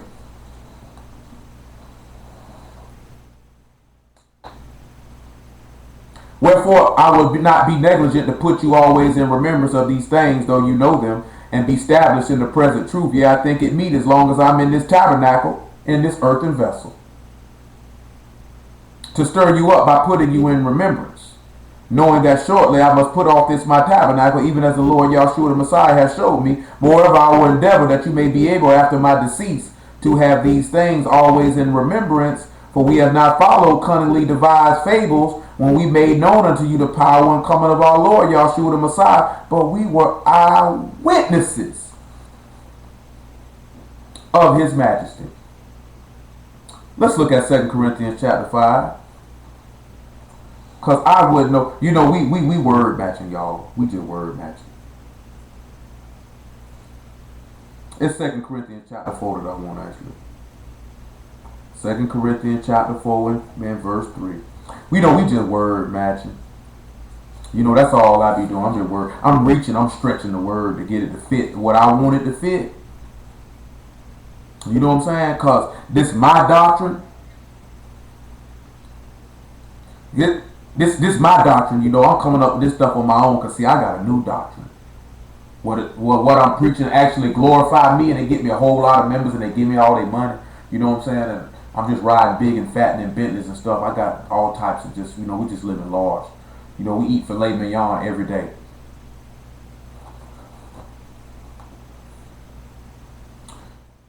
Second Corinthians 4 and 3. But if our gospel be hid, it is hid to them that are lost, and whom the God of this world hath blinded the minds of them which believe not, lest the light of the glorious gospel of the Messiah, who is the image of God, should shine unto them. Hold on.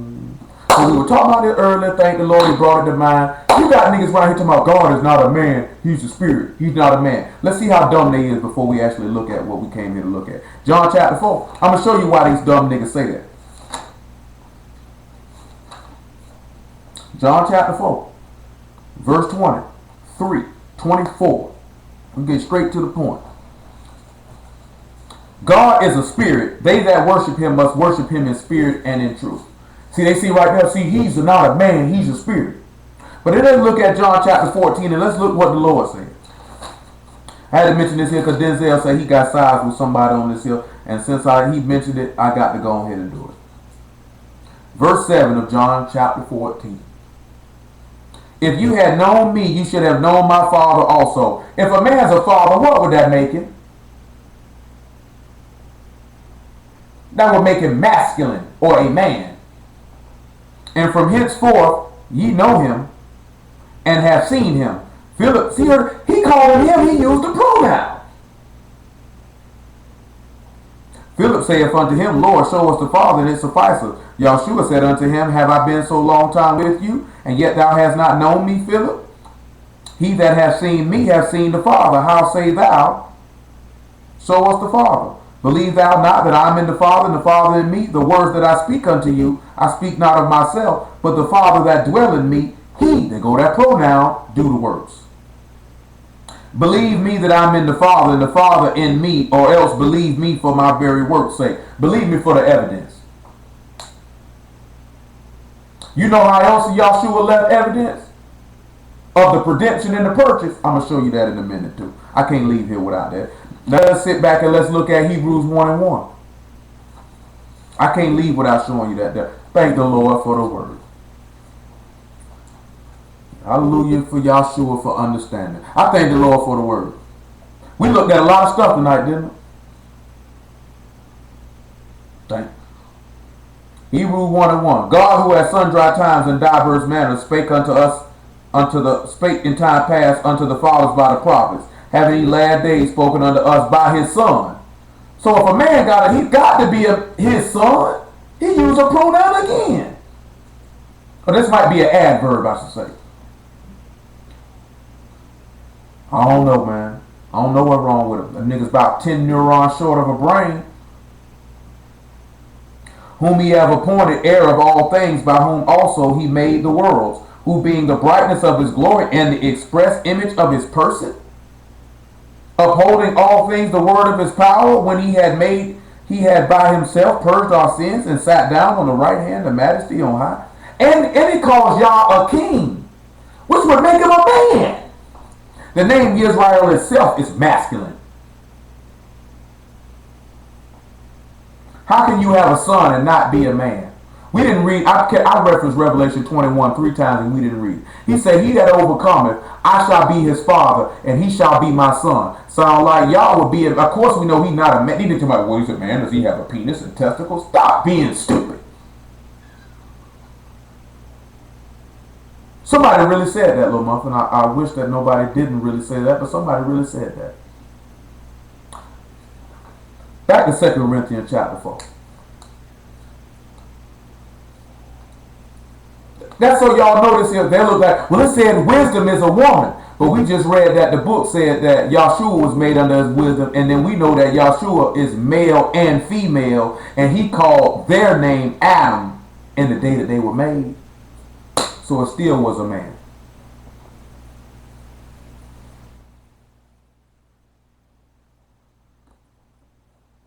Man, one day I might figure out how to do this for real. Verse 5 of 2 Corinthians chapter 4. For we preach not ourselves. Ain't that something? Have I preached myself today? And you know why he would say we preach not ourselves? Because Yahshua said, he that seeketh the glory of him that sinned, the same is true, and there's none unrighteousness in it. The same thing when Jeremiah said, he said, don't diminish nothing I say. Say exactly what I said. Jeremiah wasn't preaching himself. When Moses came, Moses wasn't, these niggas sit talking about, that was Moses' law. They call it the law of Moses, but Moses wasn't preaching himself. We preach not ourselves, but the Messiah Yahshua the Lord, and ourselves your servant for Yahshua's sake. For God who commanded the light to shine out of darkness hath shined in our hearts to give the light of the knowledge of the glory of God in the face of Yahshua the Messiah. But listen what he told them. But we have this treasure in earthen vessels, that the excellency of the power may be of God and not of us. This is what else it says. And we're troubled on every side, yet not distressed. We are perplexed, but not in despair. Persecuted, but not forsaken. Cast down, but not destroyed. And that's what the situation Jeremiah was in? Locked up, persecuted, in despair. Oh, man. But Paul was a false prophet. Back to Jeremiah 32. But Paul was a false prophet. So now we sit back and look at what is the evidence of this purchase? What is the evidence? This is the last thing we're going to look at tonight, and we're going to get out of here. What was the evidence of this purchase? Deuteronomy chapter 22. Let's see what the evidence of this purchase was.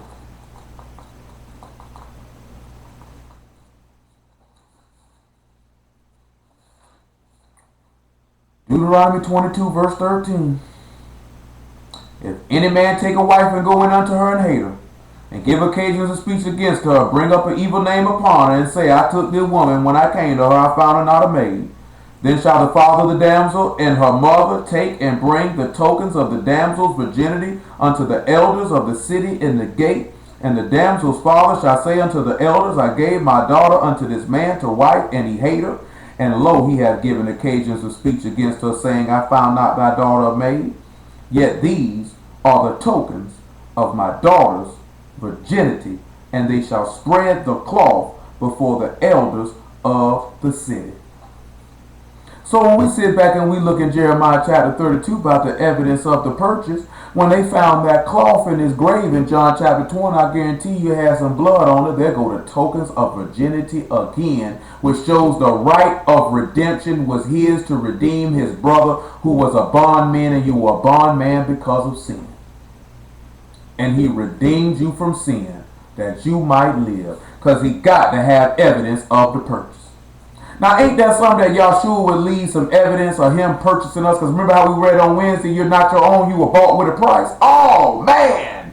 See how the Lord brought it back together, what we looked at Wednesday? We didn't read that Wednesday, didn't we? In 1 Corinthians chapter 6, you bought with a price, right? We just seen in Jeremiah 32, he talking about you have been bought with a price. And they left evidence to show forth that he bought you. And Yahshua left the evidence with that napkin. I paid for that. That's mine. That's mine. So how you gonna not leave evidence that you married to somebody? Nigga, write something up on some notebook paper, don't count, nigga.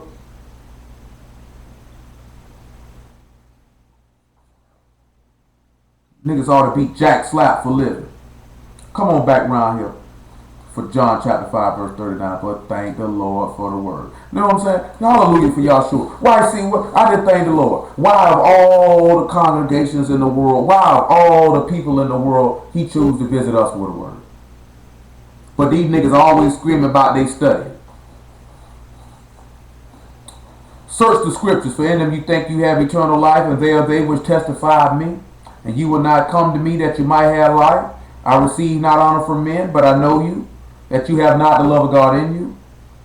For I come in my Father's name, and you receive me not. If another shall come in his own name, him you will receive. How can you believe which receive honor one of another, and seek not the honor that come from God only? Do not think that I will accuse you to the Father. There is one that accuse you, even Moses, in whom you trust. For had you believed Moses, you would have believed me, for he wrote of me. But if you believe not his writings, how shall you believe my words? Praise Yah for Yahshua for the word. Y'all understood all this stuff this evening? Well, thank the Lord. Get a Lord a round of applause. Thank the Lord. Thank the Lord. And